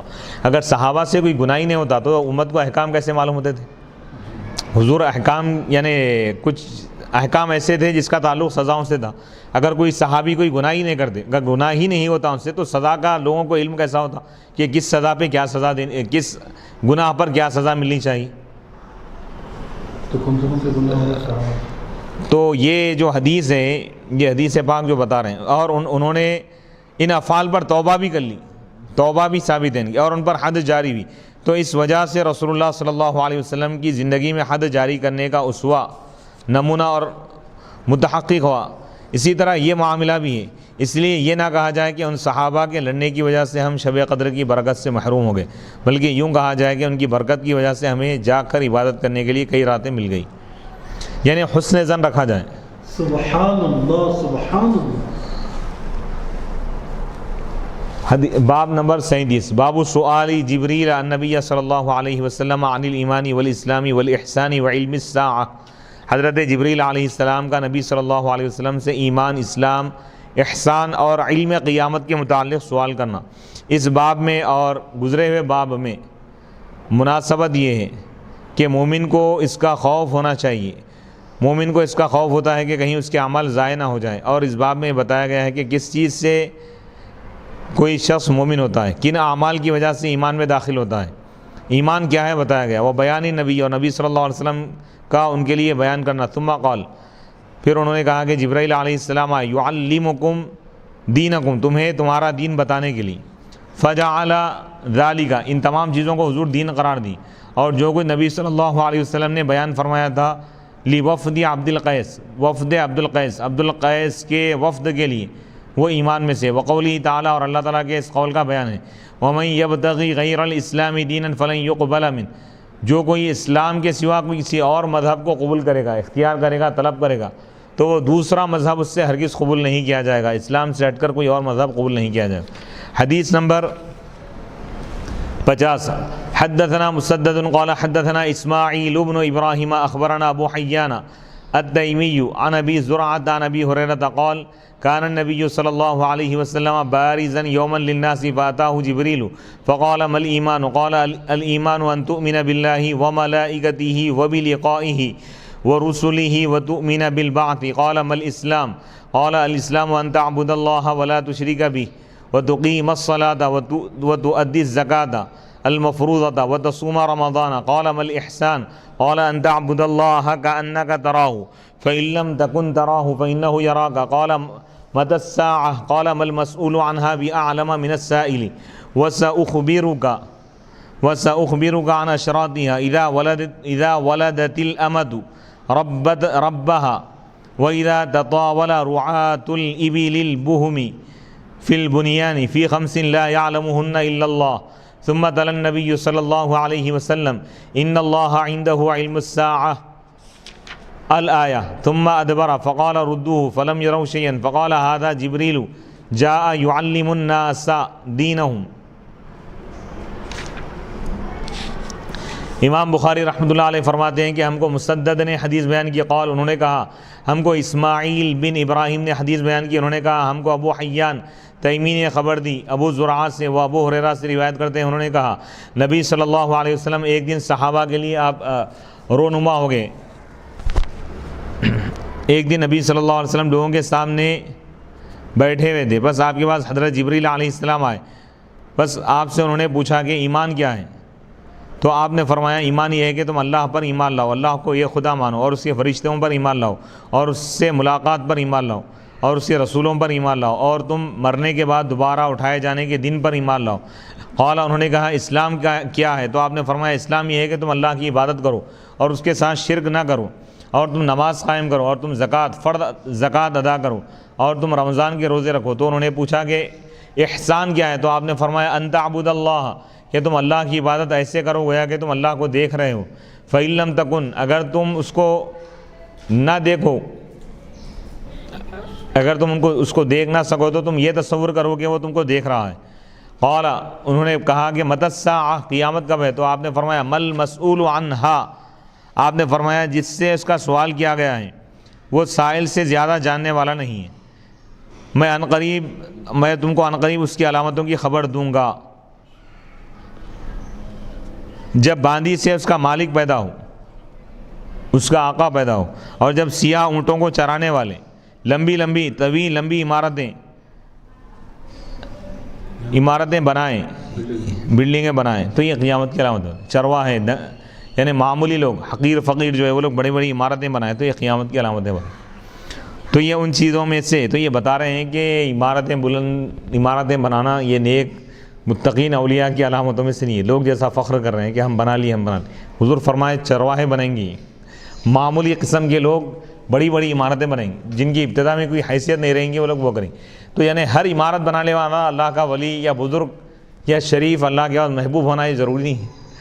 تو ظاہری عمارت اور مکانات کی بلندی اللہ کے پاس اس کی بلندی کو نہیں بتا دی. تو حضور فرمانے کے آخری دور میں معمولی لوگ چرواہے بڑی بڑی عمارتیں بنا کر اس میں رہ کر فخر کریں گے. یہ ان 5 چیزوں میں سے جن کو اللہ تعالیٰ کے سوا کوئی از خود نہیں جانتا، اپنی خودی سے نہیں جانتا. پھر نبی صلی اللہ علیہ وسلم نے یہ آیت تلاوت فرمائی، سورہ لقمان کی آیت ہے، آیت نمبر 34، ان اللہ عندہ علم الساعہ، بے شک اللہ ہی کے پاس قیامت کا علم ہے. وَيُنَزِّلُ الْغَيْثَ، اور وہ بارش کو نازل فرماتا ہے. وَيَعْلَمُ مَا فِي الْأَرْحَامِ، 5 چیزوں کا ذکر. ثُمَّ أَدْبَرَ، پھر وہ پلٹ کر چلے گئے. فقال، تو حضور نے فرمایا ردوہ، ان کو واپس بلاؤ. فلم یروا شیئا، صحابہ گئے دیکھے، آپ نے فرمایا کہ ان کو واپس بلاؤ. تو صحابہ گئے جا کے دیکھے تو کسی چیز کو نہیں دیکھا. تو آپ نے فرمایا جبرائیل علیہ السلام تھے جو لوگوں کو ان کا دین سکھانے کے لیے آئے تھے. یعنی جبرائیل علیہ السلام سوال کر کے صحابہ کو یہ تلقین کر رہے تھے کہ ایسے سوالات کر کے حضور سے علم حاصل کرو، طریقہ بتا رہے تھے حضور کی بارگاہ میں کس طرح سوال کیا جائے. تو اس حدیث میں یہ بات بتائی گئی ہے کہ شاگردوں کو چاہیے کہ اپنے استاذوں سے، اپنے اساتذہ سے سوال کر کے علم حاصل کریں، اپنے علمی پیاس کو بجھائیں. قال ابو عبداللہ جعل ذلک کلہ من، امام بخاری نے کہا آپ نے ان تمام امور کو دین قرار دیا. اس میں بعض علماء جیسا کہ آپ کے حقیقی بڑے بھائی مفتی محمد امین الدین، سینئر ایڈیٹر دائرۃ المعارف کامل الفقہ جامع نظامیہ، تو وہ ایک مرتبہ درس ترمذی یعنی ترمذی شریف جو جامع نگارے کے زیر اہتمام مکمل ریکارڈنگ ہوئی ہے، یوٹیوب پر اپلوڈ بھی ہے، تو اس میں مفتی صاحب یہ فرمائے تھے کہ یعنی سوال کرنا آدھا علم ہے. پیارے نبی صلی اللہ علیہ وآلہ وسلم ارشاد فرماتے ہیں سوال کرنا یہ آدھا علم ہے. پھر اور ایک جگہ فرماتے ہیں کہ ہر بیماری کا علاج سوال کرنے میں، ہر بیماری کا علاج سوال کرنے میں. تو یہ جو فرمایا ہر بیماری کا علاج سوال کرنے میں، یہ مفتی عرفان رائچوری صاحب فرمائیے کہ سوال کرنا جو ہے ہر بیماری کا علاج سوال کرنے میں ہے، اور سوال کرنا آدھا علم ہے. یہ مفتی امین الدین صاحب فرمائیے. غالباً حدیث میں یہ ہے کہ اچھا سوال کرنا، اچھے سوالات کرنا یہ آدھا علم ہے. علم وہ خزانہ ہے جس کی کنجی سوال ہے، سوال کرنا چاہیے. اس حدیث میں جن راویوں کے نام آئے ہیں ان کا مختصر تعارف. مسدد بن مسرحد، ان کا تعارف باب یحب لاخیہ ما یحب لنفسہ میں گزر چکا ہے. اسماعیل بن ابراہیم، ان کا تعارف باب حب الرسول من الایمان میں ہو چکا ہے. ابو حیان یحییٰ بن حیان تمیمی، امام احمد بن عبداللہ نے کہا یہ ثقہ معتبر صالح نیک ہے اور صاحب سنت ہے. 145 ہجری میں وفات پا گئے. ابو زرعہ حرم بن عمر البجلی، ان کا تعارف باب الجہاد من الایمان میں ہو چکا ہے. حضرت ابو ہریرہ رضی اللہ تعالیٰ عنہ کا بھی تذکرہ ہو چکا ہے. بارز، بعث، اس کے معنی کیا ہیں؟ اس حدیث میں بارزن کا لفظ ہے، یہ بروز سے بنا ہوا ہے، اس کے معنی ہے ظہور، ظاہر ہونا. بعث مردوں کا قبروں سے اٹھنا قیامت دن، اس کے معنی ہے انبیاء کی بعثت بھی ہے، مگر یہاں پہلے معنی مراد ہے اللہ کی عبادت کرو، یعنی خضوع اور خشوع اور تذلل اور عجز و انکساری کے ساتھ اللہ کی اطاعت کرو. احسان اس کا مادہ حسن ہے اور اس کی ضد قبیح ہے. اس کے شرعی معنی یہ ہے کہ انسان اللہ کے ہر حکم کو اس کے شرائط اور آداب کے ساتھ بجا لائے، اور جب بندے کو اس پر یقین ہو کہ اللہ تعالیٰ اس کو ہر حال میں دیکھ رہا ہے تو وہ برے کاموں کو چھوڑ دے گا اور صفات مذمومہ خراب صفات کو زائل کرے گا اور اپنے باطن کو پاک اور صاف کرے گا اور صفات محمودہ سے متصف ہوگا، حتیٰ کہ یہاں تک کہ اس کے دل میں اللہ تعالیٰ اچھی صفات سے متصف ہوگا، اچھی صفات اپنے اندر پیدا کرے گا، اچھی عادتیں، اچھے کام، حتیٰ کہ یہاں تک کہ اس کے دل میں اللہ تعالیٰ کی تجلیات منعکس ہوں گی، تجلیات ربانی کا اس کے دل پر ظہور ہوگا اور نزول ہوگا. گویا کہ تم اللہ کو دیکھ رہے ہو، ورنہ یہ یقین رکھو کہ اللہ تم کو دیکھ رہا ہے. اس میں بندے کو عبادت میں کامل اخلاص کی ترغیب دی ہے، کیونکہ انسان نیک لوگوں کے سامنے برے کام نہیں کرتا اور حکام کے سامنے قانون شکنی نہیں کرتا. تو جس شخص کا اللہ تعالیٰ کے علم اور اس کی قدرت پر کامل ایمان ہوگا، وہ اپنی خلوت اور جلت میں اللہ کی نافرمانی نہیں کرے گا اور اس کے ہر حکم کی اطاعت کامل طریقے سے کرے گا. اور تصوف میں اس کو مشاہدہ اور مراقبہ کہا گیا. تم عبادت اس طرح کرو کہ تم اللہ کو دیکھ رہے ہو، تو یہ مشاہدہ ہے. اور عبادت اگر تم یہ نہیں کر سکتے تو کم از کم یہ تصور کرو کہ اللہ تم کو دیکھ رہا ہے، تو یہ مراقبہ ہے، تو مشاہدہ یا مراقبے میں رہنا انسان، یعنی ہمیشہ یہ تصور ہے نا کہ اللہ دیکھ رہا ہے، یہ تصور انسان کو گناہوں سے روکے گا اور نیک اعمال کی ترغیب دے گا، اس کی طرف آمدہ کرے گا۔ باندی سے مالک پیدا ہوگا، اس کے معنی یہ ہے کہ آخری زمانے میں باندیاں بکثرت ہوں گی، حتیٰ کہ یہاں تک کہ ایک شخص کسی باندی کو خریدے گا اور وہ در حقیقت اس کی ماں ہوں گی۔ اس کے دوسرے معنی یہ ہے کہ آخری زمانے میں لوگ اپنی ماؤں کی عزت اور احترام نہیں کریں گے اور ان کے ساتھ وہی بدسلوکی کریں گے، ایسی بدسلوکی کریں گے جیسے وہ ان کی باندیاں ہوں، یعنی اولاد اپنے ماؤں کے ساتھ ایسا سلوک کریں گے جیسا کہ باندیوں کے ساتھ آقا کرتا ہے، یعنی ان کا احترام نہیں کریں گے۔ اس سے پہلے والا جو قول ہے کہ باندیاں کثرت سے پیدا ہوں گے، مطلب سمجھا نہیں؟ یعنی آخری دور میں، آخری زمانے، اس کے معنی یہ ہے کہ آخری زمانے میں باندیاں بکثرت ہوں گی، یا تو جنگیں وغیرہ ہوں گی، اس میں مردوں کو ختم کر دیا جائے گا اور ان کے یعنی خواتین کو باندی بنا لیا جائے گا، اور پھر وہ مائیں ہوں گی، یعنی اس قدر کثرت سے ظلم ہوگا، باندیاں بنا لیے جائیں گے کہ ایک شخص کو معلوم بھی نہیں ہوگا کہ جب وہ کسی باندی کو خریدیں گا تو وہ در حقیقت اس کی ماں ہوں گی، یعنی بچپن میں وہ اس کی ماں اس سے جدا ہو جائیں گے، ایسے حالات پیدا ہوں گے کہ اس کے باپ کو مار دیا جائے گا اور اس کی ماں کو بچپن میں ہی، یہ شخص جب چھوٹا ہوگا اس کی ماں کو لوگ باندی بنا لے کے جائیں گے، تو جب یہ بڑا ہوگا، جب بازار میں جا کے خریدیں گا تو بعد میں اس کو معلوم ہوگا کہ در حقیقت اس کی ماں ہے۔ ایسے حالات بھی آ سکتے ہیں۔ اور جب سیاہ اونٹوں کو چرانے والے، کالے اونٹوں کو چرانے والے لمبی لمبی عمارتیں بنائیں گے، اس سے مقصود یہ خبر دینا ہے کہ آخری زمانے میں حالات بدل جائیں گے اور دیہاتیوں کے شہروں پر غلبہ ہو جائے گا اور وہ اپنے زور اور غلبے سے شہریوں کے املاک پر قابض ہو جائیں گے۔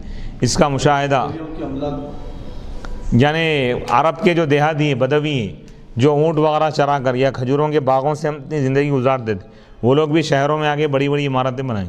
اس کا مشاہدہ متحدہ عرب امارات میں ہو رہا ہے، جو صحرائی بادیہ نشین تھے انہوں نے اونچے محلات بنا لی اور قیمتی کاریں اور سامان عیش و عشرت ان کے تصرف میں ہیں۔ یہ ان 5 چیزوں میں سے ہے جن کو اللہ کے سوا کوئی از خود نہیں جانتا۔ ان 5 چیزوں سے مراد یہ ہے: قیامت کب آئے گی، بارش کب ہوگی، حاملہ عورت کے پیٹ میں کیا ہے، یعنی بیٹا ہے یا بیٹی ہے، بندہ کل کیا کرے گا، بندہ کس زمین پر مرے گا، آیا علوم 5 نبی صلی اللہ علیہ وسلم کو عطا کیے گئے تھے یا نہیں۔ اس مسئلے میں علماء غیر مقلدین کا نظریہ، متقدمین جمہور علماء اس کے قائل اور معتقد تھے کہ رسول اللہ صلی اللہ علیہ وسلم کو علوم 5 عطا کیے گئے تھے، جیسا کہ ہم اس کے ثبوت میں انشاءاللہ عنقریب واضح تصریحات پیش کریں گے۔ اور متاخرین علماء میں سے غیر مقلدین اور دیوبندی علماء نے آپ کو علوم 5 عطا کیے جانے کا انکار کیا ہے۔ مشہور غیر مقلد عالم نواب وحید الزماں کہتے ہیں کہ قیامت کے باقی 4 باتیں یہ ہیں، قیامت کے علاوہ باقی 4 باتیں یہ: ابر سے بادل سے پانی برسے گا یا نہیں، پیٹ میں لڑکا ہے یا لڑکی، کل کیا ہوگا، آدمی کہاں مرے گا۔ یہ 3 باتیں حقیقی غیب کی ہیں جن کا علم پیغمبروں کو بھی نہیں ہے۔ الا قولی، حضرت عائشہ فرماتی ہیں جو کوئی کہے کہ پیغمبر صاحب ان باتوں کو جانتے تھے اس نے بہتان کیا۔ یہ غیر مقلدین کا قول ہے۔ نواب صدیق حسن خان بھوپالی کہتے ہیں ان 5 علوم کو اللہ تعالیٰ کے سوا کوئی نہیں جانتا۔ پہلی 3 چیزوں کے متعلق سورہ لقمان آیت نمبر 34 میں فرمایا کہ ان کا علم اللہ ہی کے پاس ہے کیونکہ ان کا علم بہت عظیم ہے، اور باقی 2 کے متعلق فرمایا مخلوق کو ان کا علم نہیں ہے۔ اس کے متصل بغیر حوالے کے حضرت عبداللہ بن عباس رضی اللہ تعالیٰ عنہ کی طرف منسوب کر کے لکھا ان 5 امور کو کوئی نہیں جانتا، نہ ملک مقرب قریبی فرشتہ اور نہ نبی مرسل، سو جس نے یہ دعویٰ کیا کہ اس کو ان میں سے کسی چیز کا علم ہے اس کو کافر قرار دیا جائے گا۔ یہ دیوبندی یعنی نواب صدیق حسن خان بھوپالی کا قول ہے۔ شیخ محمد عبد الرحمن بن عبد الرحیم مبارک پوری کہتے ہیں نبی صلی اللہ علیہ وسلم نے فرمایا جس سے قیامت کے علم کے متعلق سوال کیا گیا وہ سوال کرنے والے سے زیادہ نہیں جانتے۔ اس کلام سے بظاہر یہ معلوم ہوتا ہے کہ وقوع قیامت کے بارے میں دونوں کا علم برابر ہے، لیکن اس سے مراد یہ ہے کہ وقوع قیامت کے عدم علم میں دونوں برابر ہیں، کیونکہ اللہ تعالیٰ نے وقوع قیامت کے علم کو اپنے ساتھ خاص کر لیا، اور یہ ان 5 چیزوں میں سے جن کو اللہ تعالیٰ کے سوا کوئی نہیں جانتا۔ آیا علوم خمسہ نبی صلی اللہ علیہ وسلم کو عطا کیے گئے تھے یا نہیں؟ اس مسئلے میں علماء دیوبند کا نظریہ۔ سید احمد رضا بجنوری کہتے ہیں، لکھتے ہیں فی خمسین اور علم غیب، فرمایا مراد یہ ہے کہ وقت قیامت کا علم بھی انہی 5 میں داخل ہے۔ پھر فرمایا کہ یہ 5 چیزیں چونکہ امور تکوین سے متعلق ہیں، امور تشریع اس سے ان کا کوئی تعلق نہیں ہے، اس لیے انبیاء علیہم السلام کو ان کا علم نہیں دیا گیا الا ماشاء اللہ۔ اور یہ بھی فرمایا وَعِندَهُ مَفَاتِحُ الْغَيْبِ لَا يَعْلَمُهَا إِلَّا هُ، اسی کے پاس غیب کی کنجیاں ہیں جن کو ان کے سوا کوئی نہیں جانتا، کیونکہ انبیاء علیہم السلام کی بعثت کا مقصد تشریع ہے، شریعت کا علم دینا ہے، شریعت سکھانا ہے، جس کے لیے علوم شریعت موضوع ہیں، علوم تکوین نہیں۔ علم غیب سے مراد، پھر علم غیب سے مراد اصول کا علم ہے، علم جزئیات نہیں ہے جو اولیاء کرام کو عطا ہوا ہے، کیونکہ علم جزئیات حقیقت میں علم ہی نہیں ہے، علم تو حقیقت میں وہی ہے جس سے ایک نوع کے تمام افراد کا علم حاصل ہو جائے، اور وہ علم اصول شیء ہی ہو سکتا ہے۔ اس کی مثال یوں سمجھے کہ ہزاروں چیزیں یورپ سے بن کر آ رہی ہیں، ان کو ہم دیکھتے ہیں، پہچانتے ہیں، لیکن ہم ان کے اصول سے ناواقف ہیں، تو علم جزئیات بغیر علم کلی کے علم ہی کہلانے کا مستحق نہیں ہے۔ کسی چیز کا علم کلی اگر ہمیں حاصل ہو جائے تو ہم اس نوع کے تمام جزئیات پر مطلع اور ان کے حقائق سے باخبر ہو سکتے ہیں۔ اسی کو حق تعالی نے مفاتح سے تعبیر فرمایا ہے۔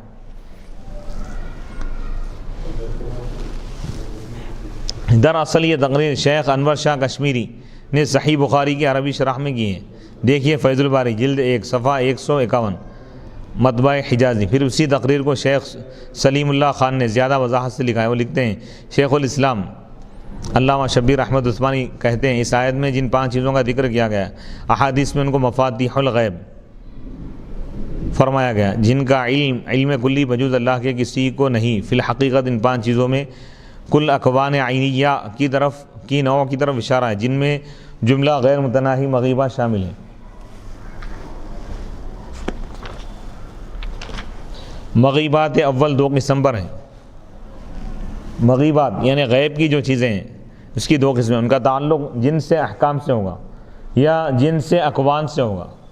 جو مغیبات جن سے احکام سے ان کا کلی علم اور اصولی علم بقدر ضرورت تو حضور اکرم صلی اللہ علیہ وسلم نیز انبیاء سابقین کو دیا گیا تھا، ازکیاء امت نے اس کی تفصیل و تبویب کی، ان سے یہاں تو بحث نہیں، کیونکہ اللہ تعالیٰ کے ساتھ کلیتاً مختص نہیں رہے، یعنی احکام کا جتنا بھی علم ہے وہ تمام کا تمام علم اللہ تعالیٰ انبیاء کو عطا فرمائے۔ یہاں بحث مغیبات اقوان سے، کیونکہ ان کی کلیات اور اصول تو اللہ تعالیٰ نے کلیتاً اپنے ساتھ مختص رکھے، البتہ جزئیات منتشرہ پر بہت سے حضرات کو حسب استعداد اطلاع دی، نبی صلی اللہ علیہ وسلم کو بھی اس میں سے اتنا عظیم اور وافر حصہ ملا جس کا کوئی اندازہ نہیں ہو سکتا، اور یہ مغیبات اقوان ہیں، اور یہ مغیبات اقوان ہیں تو غیر متناہی، مگر ان کی 5 انواع ہیں، مکانی، زمانی کی پھر 3 انواع ہیں، 3 اقسام ہیں، وہ جو ماضی سے متعلق، وہ جو حال سے متعلق ہیں، وہ جو مستقبل سے متعلق ہے۔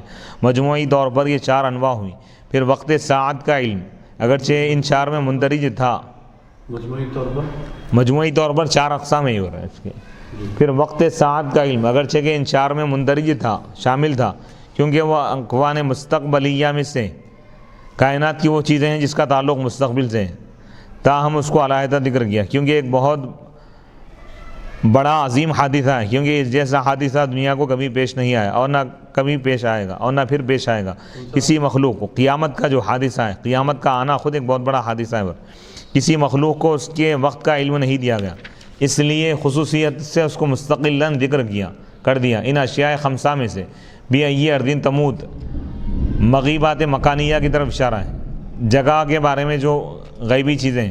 یعلم ما فی الارحام، جو کچھ ارحام میں اللہ تعالیٰ اس کو جانتا ہے، ارحام یعنی حاملہ عورتوں کے پیٹ میں بیٹا ہے یا بیٹی ہے، اس کو اللہ تعالیٰ جانتا ہے۔ مغیبات زمانیہ حالیہ کی طرف اشارہ ہے، کیونکہ آثار حمل فی الحال نمایاں ہے۔ مادہ تقسیم و غدا سے مراد سے مغیبات زمانیہ مستقبلیہ کی طرف اشارہ ہے، یعنی کل انسان کیا کرنے والا ہے یہ کوئی نہیں بتا سکتا۔ خلاصہ کلام یہ ہے کہ حقیقی علم وہ ہے کہ اس کے اصول سے آگہی ہو، لہذا کسی چیز کا عالم اسی وقت کہلائے گا جب اس کے اصول سے واقف ہو۔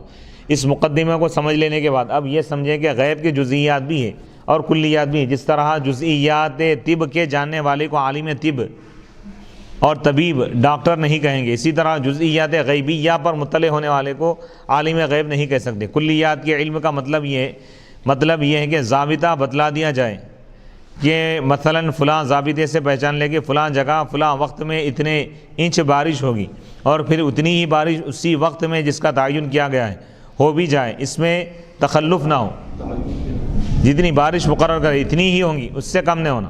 بس جو اس ضابطے کا علم رکھتا ہے اس سے عالم غیب کہا جائے گا, اور یہ جو ضابطہ نہیں جانتا اس سے عالم غیب نہیں کہہ سکتے. اب ہم کہتے ہیں کہ دنیا میں کسی کو عالم غیب نہیں کہہ سکتے, کیونکہ کسی کو بھی کلیات تکوینیہ کا علم نہیں ہو سکتا. صرف ایک ہی ذات ہے اور وہ اللہ تعالیٰ کی ہے. تکوینیہ کا مطلب کائنات میں ہر وقت جو چیزیں رونما ہونے والی, ظاہر ہونے والی, ان تمام چیزوں کا احاطہ اپنی خودی سے جاننا, یہ اللہ ہی کی وہ ہے, اللہ کا خاصہ ہے. اب آگے اس کی تفصیل بتا رہے ہیں, تمام چیزوں کا انشاءاللہ جواب آ جائیں گے.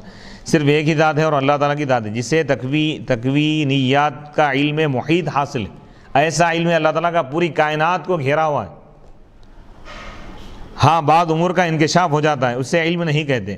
کسی طرح اگر ہم کو معلوم ہو جائے کہ اس کے پیٹ میں لڑکا ہے, اگر کوئی پوچھ لے کہ لڑکا کیوں ہے, تو یقیناً ہمارے پاس اس کا جواب نہ ہوگا. تو ضوابط اور اصول غیب کا علم کسی نبی کسی ولی کو نہیں ہو سکتا. یہ اللہ تعالیٰ کی قدرت کے ساتھ مخصوص ہے. یہ کلیے کا علم اگر ہو تو وہ مفتاح بنتا ہے. بہت سی جزئیات کا علم خود اللہ تعالیٰ نے فرمایا, یعنی اللہ کا جیسا علم ہے ویسا علم کسی کو نہیں ہو سکتا. یعنی اللہ کا علم ذاتی ہے اور مخلوق بندوں کا علم, اولیاء کا علم, انبیاء کا علم آتا ہی ہے. اللہ جتنا بتائے وہ جانتے ہیں, بس یہ عقیدہ رکھیں. اس کی گہرائی میں اور زیادہ تفصیلات میں نہ جائیں, اس کے تمام انشاءاللہ تفصیلات میں. خود اللہ تعالیٰ فرما رہا ہے وَعِندَهُ مَفَاتِحُ الْغَيْبِ, اللہ کے پاس غیب کے کنجیاں ہیں. لَا يَعْلَمُهَا إِلَّا هُ, ان کو نہیں جانتا کوئی بھی مگر وہی. یہ سورہ انعام کی آیت ہے, آیت نمبر 27. اس سے معلوم ہوا کہ قواعد و ضوابط غیب اور تکوینیات میں کلیات غیب کا علم بجز خدا کے اور کسی کو نہیں. یعنی اس کا جو اصل علم ہے, اس کی جو کنجی ہے, اس کے اصول اور ضوابط, یہ تمام چیزوں کو اللہ جانتا ہے. پھر اس میں سے اللہ تعالیٰ جتنا ظاہر کرنا چاہے انبیاء کرام اس کو جانتے ہیں. ہاں بعض جزئیات کا انکشاف ہوتا ہے, ظاہر ہوتا ہے. ہاں تشریعیات کے مد میں کلیات کا علم غیب انبیاء علیہ السلام کو حاصل ہے, کیونکہ اگر یہ علم انہیں نہ دیا جائے تو ان کے کام میں فرق آ جائے. البتہ وہ اسی قدر ملتا ہے جتنا اللہ اپنی حکمت کے موافق عطا فرمائے. خلاصہ یہ ہے کہ حوادث دہر, زمانے کے جو واقعات, اس پر کوئی مطلع نہیں ہو سکتا, اور جزئیات کے عالم کو عالم الغیب نہیں کہہ سکتے. زمانے کی کن چیزوں پہ مطلع نہیں ہو سکتے؟ حوادثات بول رہے ہیں, یعنی جو واقعات رونما ہو رہے ہیں ہر وقت تجدد کے ساتھ, اس کے بارے میں اللہ کے بتائے بغیر کوئی جان نہیں سکتا.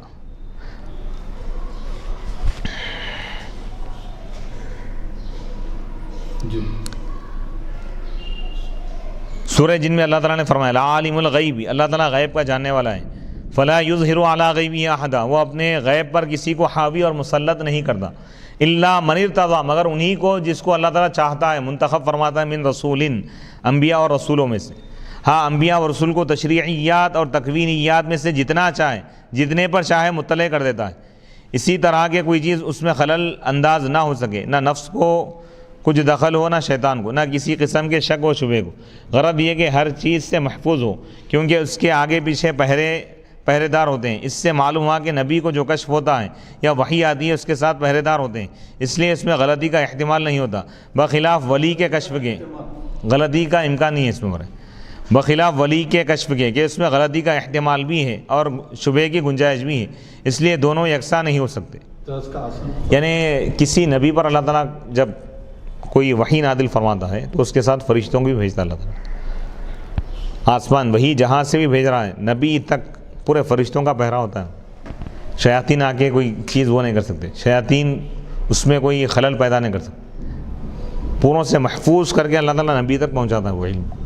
ولی کو جو کشف ہوتا ہے بیچ میں کوئی شیطان گڑبڑ کر سکتا ہے. اللہ اکبر. تو اس لیے ولی کا خواب شریعت نہیں, نبی کا خواب شریعت. سبحان اللہ. ولی کا خواب وحی نہیں ہے, نبی کا خواب وہی ہے. سبحان اللہ. اس لیے دونوں بخلاف ولی کے کشف کے کہ اس میں غلطی کا احتمال بھی ہے اور شبہ کی گنجائش بھی ہے، اس لیے دونوں یکساں نہیں ہو سکتے. نبی کا علم قطعی اور ولی کا علم ظنی ہے. نبی کا جو بھی علم ہے پختہ ہے بالکل، اس میں کوئی غلطی ہو ہی نہیں سکتی. ولی کا علم ظنی ہے بھائی، اس میں خطا ہو سکتی ہے.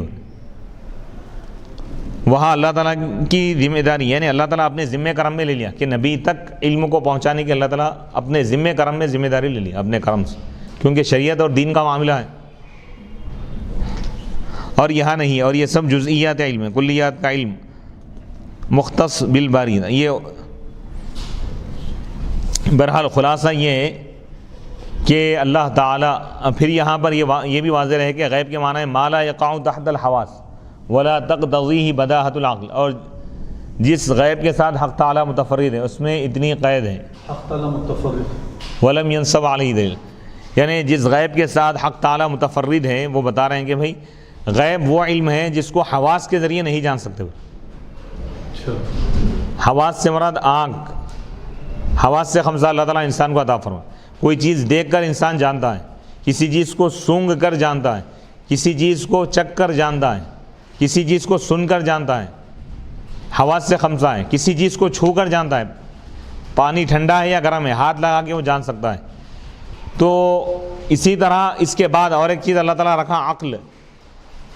کوئی چیز نہ آپ آنکھ سے جان سکتے ہیں، نہ کان سے جان سکتے ہیں، نہ زبان سے جان سکتے ہیں، نہ ناک ہاتھ سے نہیں، پیر سے نہیں. اس چیز کو عقل کے ذریعے انسان جان سکتا ہے. وہ چیزیں جس چیز کو انسان کی عقل بھی نہیں بتا سکتی اس کو علم غیب بولتے ہیں. غیب سبحان اللہ سبحان اللہ. تو اللہ تعالیٰ کا علم غیب ذاتی ہے، قدیم ہے اور لا محدود ہے.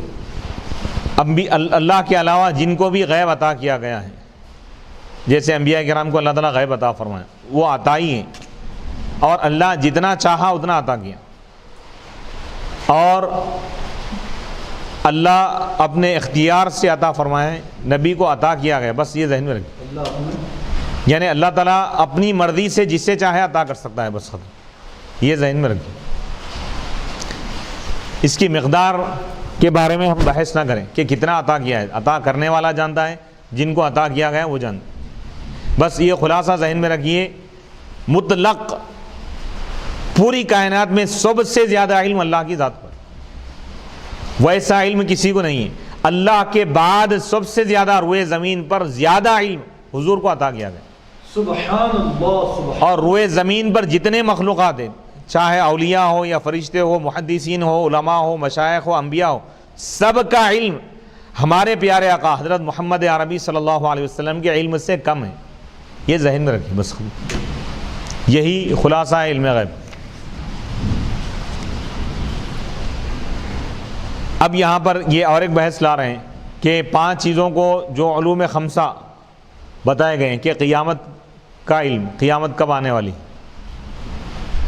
اور حاملہ عورت ڈلیوری سے پہلے اس کے پیٹ میں بیٹا ہے یا بیٹی ہے اس کا علم، اور کل کیا ہونے والا ہے اس کا علم، اور بارش کب ہوں گی اور کتنی مقدار میں اس کا علم، اور کون کہاں مرے گا، کس سرزمین پر مرے گا اس کا علم.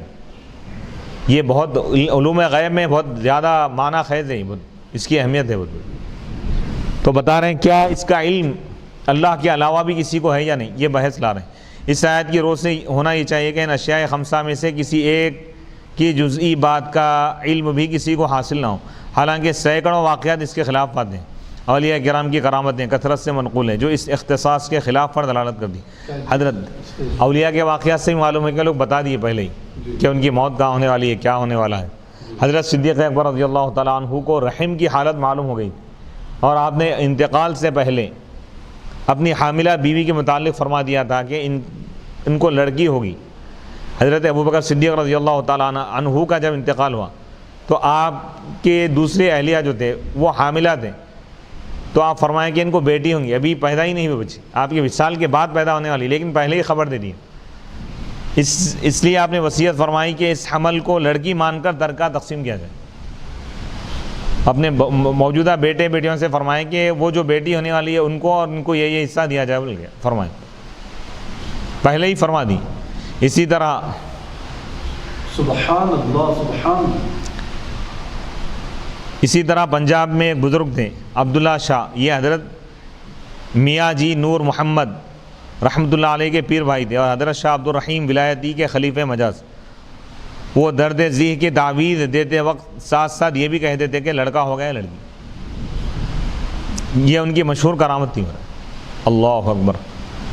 ایسے ہی منجمین، علم نجوم جاننے والے اور کاہن، پیشن گوئیاں کرنے والے کرتے ہیں، جو کبھی کبھی واقعے کے مطابق بھی نکل آتی ہیں، جیسے آج کل جدید آلات سے بول رہے ہیں کہ میں کل بارش ہوں گی یا نہیں، پہلے ہی بول رہے ہیں لوگ۔ اسی طرح آج کل جدید آلات کے ذریعے رحم کے اندر بچے کی جنس کیا ہے اس کا انکشاف ہو جاتا ہے، اسکیننگ کے ذریعے معلوم کر لے رہے ہیں۔ محکمہ موسمیات کے ماہرین بارش ہونے یا نہ ہونے کے بارے میں پیشگی بتا دیتے ہیں پہلے ہی ایڈوانس میں، ان کی پیش گوئی بسا اوقات درست بھی ہو جاتی ہے، تو اس کا جواب دیں۔ قرآن میں تو ہے کہ کوئی جان ہی نہیں سکتا ہے، لیکن حالات یہ بتا رہے ہیں کہ دوسروں کو بھی علم ہو رہا، تو کیا نعوذ باللہ قرآن غلط ہے؟ قرآن ہرگز غلط نہیں ہو سکتا، قرآن حق ہے۔ پھر اس کا جواب کیا ہے؟ اس کا جواب یہ ہے، اس کے اشکال کے جواب سے پہلے ایک مقدمہ سمجھ لیجئے۔ اگر کسی ایک چیز کے کچھ اصول ہو اور کچھ فروع ہو تو اصلی علم اس وقت کہیں گے جب اس کے اصول کا علم۔ فرض کیجئے ایک شخص 100 200 یا 2-4 ہزار امراض اور ان کے نسخے رٹ لے، 100-200 بیماریوں کے بارے میں کیا کیا نسخے معلوم کر لیا، تو کیا اس کو طبیب کہہ سکیں گے؟ نہیں، بلکہ طبیب وہ سمجھا جائے گا جو اصول طب کے جو اصول ہے اس سے واقف ہو اور اس کے فن سے واقف ہو رہے، واقف ہو یا نہیں؟ جاننے والا ہو، پورا اصول کے ساتھ علم حاصل کرے، امراض اور نسخے رٹے نہ ہو، خالی رٹ کے یاد کر لیا تو اس سے اس فن کا عالم یا ماہر یا ڈاکٹر نہیں کہیں گے اس کو۔ اسی طرح عالم وہ ہوگا جو اصول علم سے واقف ہو، فقیہ وہ نہیں ہے جو محض جزئیات فقہ یاد کر لے، چند مسائل یاد کر لینے سے فقیہ نہیں ہوتا، اصول فقہ کے جو اصول ہے اس سے واقف ہو، بلکہ فقیہ وہ کہلائے گا جو اصول اور مآخذ پر مصادر پر مطلع ہو، واقف ہو اس سے، خواہ جزئیات کم یاد ہو۔ تو اس یہ بتا رہے ہیں کہ یہ جو اسکیننگ وغیرہ کے ذریعے وہ کر رہے ہیں، تو بتانا یہ چاہ رہے ہیں کہ بغیر اسکیننگ کے تو نہیں بتا سک رہا نا کوئی بھی، علم غیب وہ ہے بغیر کسی دنیاوی ظاہری آلے کے بتائیں۔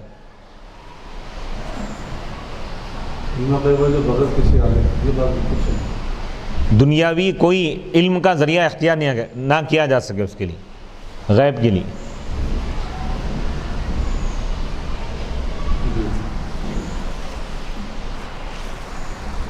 حدیث باب کے جملے، مل مسئول عنہا بعالم من السائل، اور فی خمس لا یعلمہن الا اللہ، صاف دلالت کر رہے ہیں کہ حضور علیہ، یعنی یہ جو احادیث کریمہ ہیں اس کی تفصیل بھی بہت کتابوں میں موجود ہے۔ اب یہاں پر یہ ذہن میں رکھیں کہ اللہ کی ذات، اللہ کا جو علم ہے، علم غیب، وہ ذاتی ہے، لامحدود ہے اور قدیم ہے، اور انبیاء کو اللہ جتنا چاہا علم عطا کیا، انبیاء کا علم عطائی ہے اور اللہ جتنا عطا کیا اتنا ہی علم ہے، لیکن انبیاء کا جو علم ہے تمام مخلوقات سے زیادہ ہے، اللہ کے علم کے مقابلے میں کم ہے، لیکن مخلوق کے علم کے مقابلے میں بہت زیادہ ہے، بہت زیادہ ہے۔ نبی کے علم کے برابر پوری دنیا میں کوئی بھی مخلوق نبی کے علم کے برابر نہیں ہو سکتی، یہ ذہن میں رکھیں۔ اور پھر اس آیت کے ختم پر اللہ تعالیٰ فرمایا، سورہ لقمان کے ختم پر یہ 5 چیزوں کا اللہ تعالیٰ ذکر کرنے کے بعد فرمایا کہ ان اللہ علیم خبیر، بے شک اللہ تعالیٰ علیم جاننے والا ہے، خبیر فرمایا، خبیر کے معنی خبر بھی دینے والا۔ یہ علم تو اللہ ہی کے ساتھ خاص ہے، لیکن اللہ اس میں سے اگر کسی کو بتانا چاہے تو بتا سکتا ہے، اللہ کو اختیار بھی، اللہ تعالیٰ خبر بھی دینے والا ہے۔ اللہ غیب جانتا ہے اپنی خودی سے، اور نبی غیب جانتے ہیں اللہ کے عطا کرنے سے، اللہ کے بتانے سے۔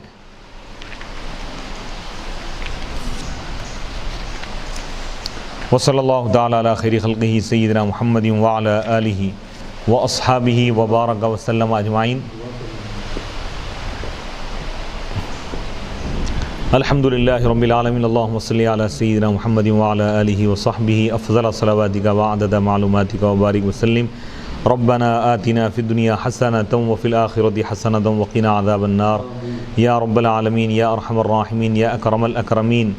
ہم سب کے تمام معاملات کو بہتر فرما دے، دنیا اور آخرت میں ہم کو کامیابی عطا فرما، قرآن اور حدیث کا فیضان ہم کو عطا فرما. حضور علیہ الصلاۃ والسلام کے صدقہ طفیل مولا اس کار خیر کو مولا اس کاوش کو قبول فرما. درس بخاری کے فیضان کو مولا جاری و ساری فرما دے. اس میں جو مولا شریک ہے مولا سب کو اپنی رحمتوں، نعمتوں، برکتوں اور سعادتوں سے مولا بہراور فرما. حضور علیہ الصلاۃ والسلام کا دیدار عطا فرما، حضور کی زیارت عطا فرما، اور ہم سب کو اور ہمارے اہل خانہ کو تمام آسمانی بلاؤں، زمینی فتنوں سے، گردشوں سے، مصیبتوں سے، بیماریوں سے، پریشانیوں سے، غموں سے، برے خاتمے سے، برے حالات سے ہم کو محفوظ فرما دے. زندگیوں میں برکتیں عطا فرما، رحمتوں کا اور برکتوں کا نزول فرما. مولا حدیث کی برکتیں ہم کو عطا فرما. حضور علیہ الصلاۃ والسلام کی رحمت کے صدقے میں مولا دونوں جہاں میں ہم سب کو کامیابی عطا فرما. تمام بلاؤں اور وباؤں کو دور فرما. کرونا وائرس کا خاتمہ فرما دے. پوری دنیا سے مولا اس کو ختم فرما دے، خاص طور پر ہندوستان کی سرزمین سے، حیدرآباد کی سرزمین سے. عالم اسلام کو مولا اس کے شر سے مولا محفوظ فرما دے. امت مسلمہ کے ایمان کی حفاظت فرما. عالم اسلام کے تمام مسلمانوں کے ایمان کی، جان و مال کی، عزت اور آبرو کی حفاظت فرما. مولا دین پر قائم و دائم رہنے کی توفیق عطا فرما. خاتمہ بالخیر فرما. نبی رحمت صلی اللہ علیہ وسلم کے صدقہ طفیل ہماری ان تمام دعاؤں کو قبول فرما. وصلی اللہ تعالی علی خیر خلقہ سیدنا محمد و آلہ و اصحابہ اجمعین والحمد للہ رب العالمین.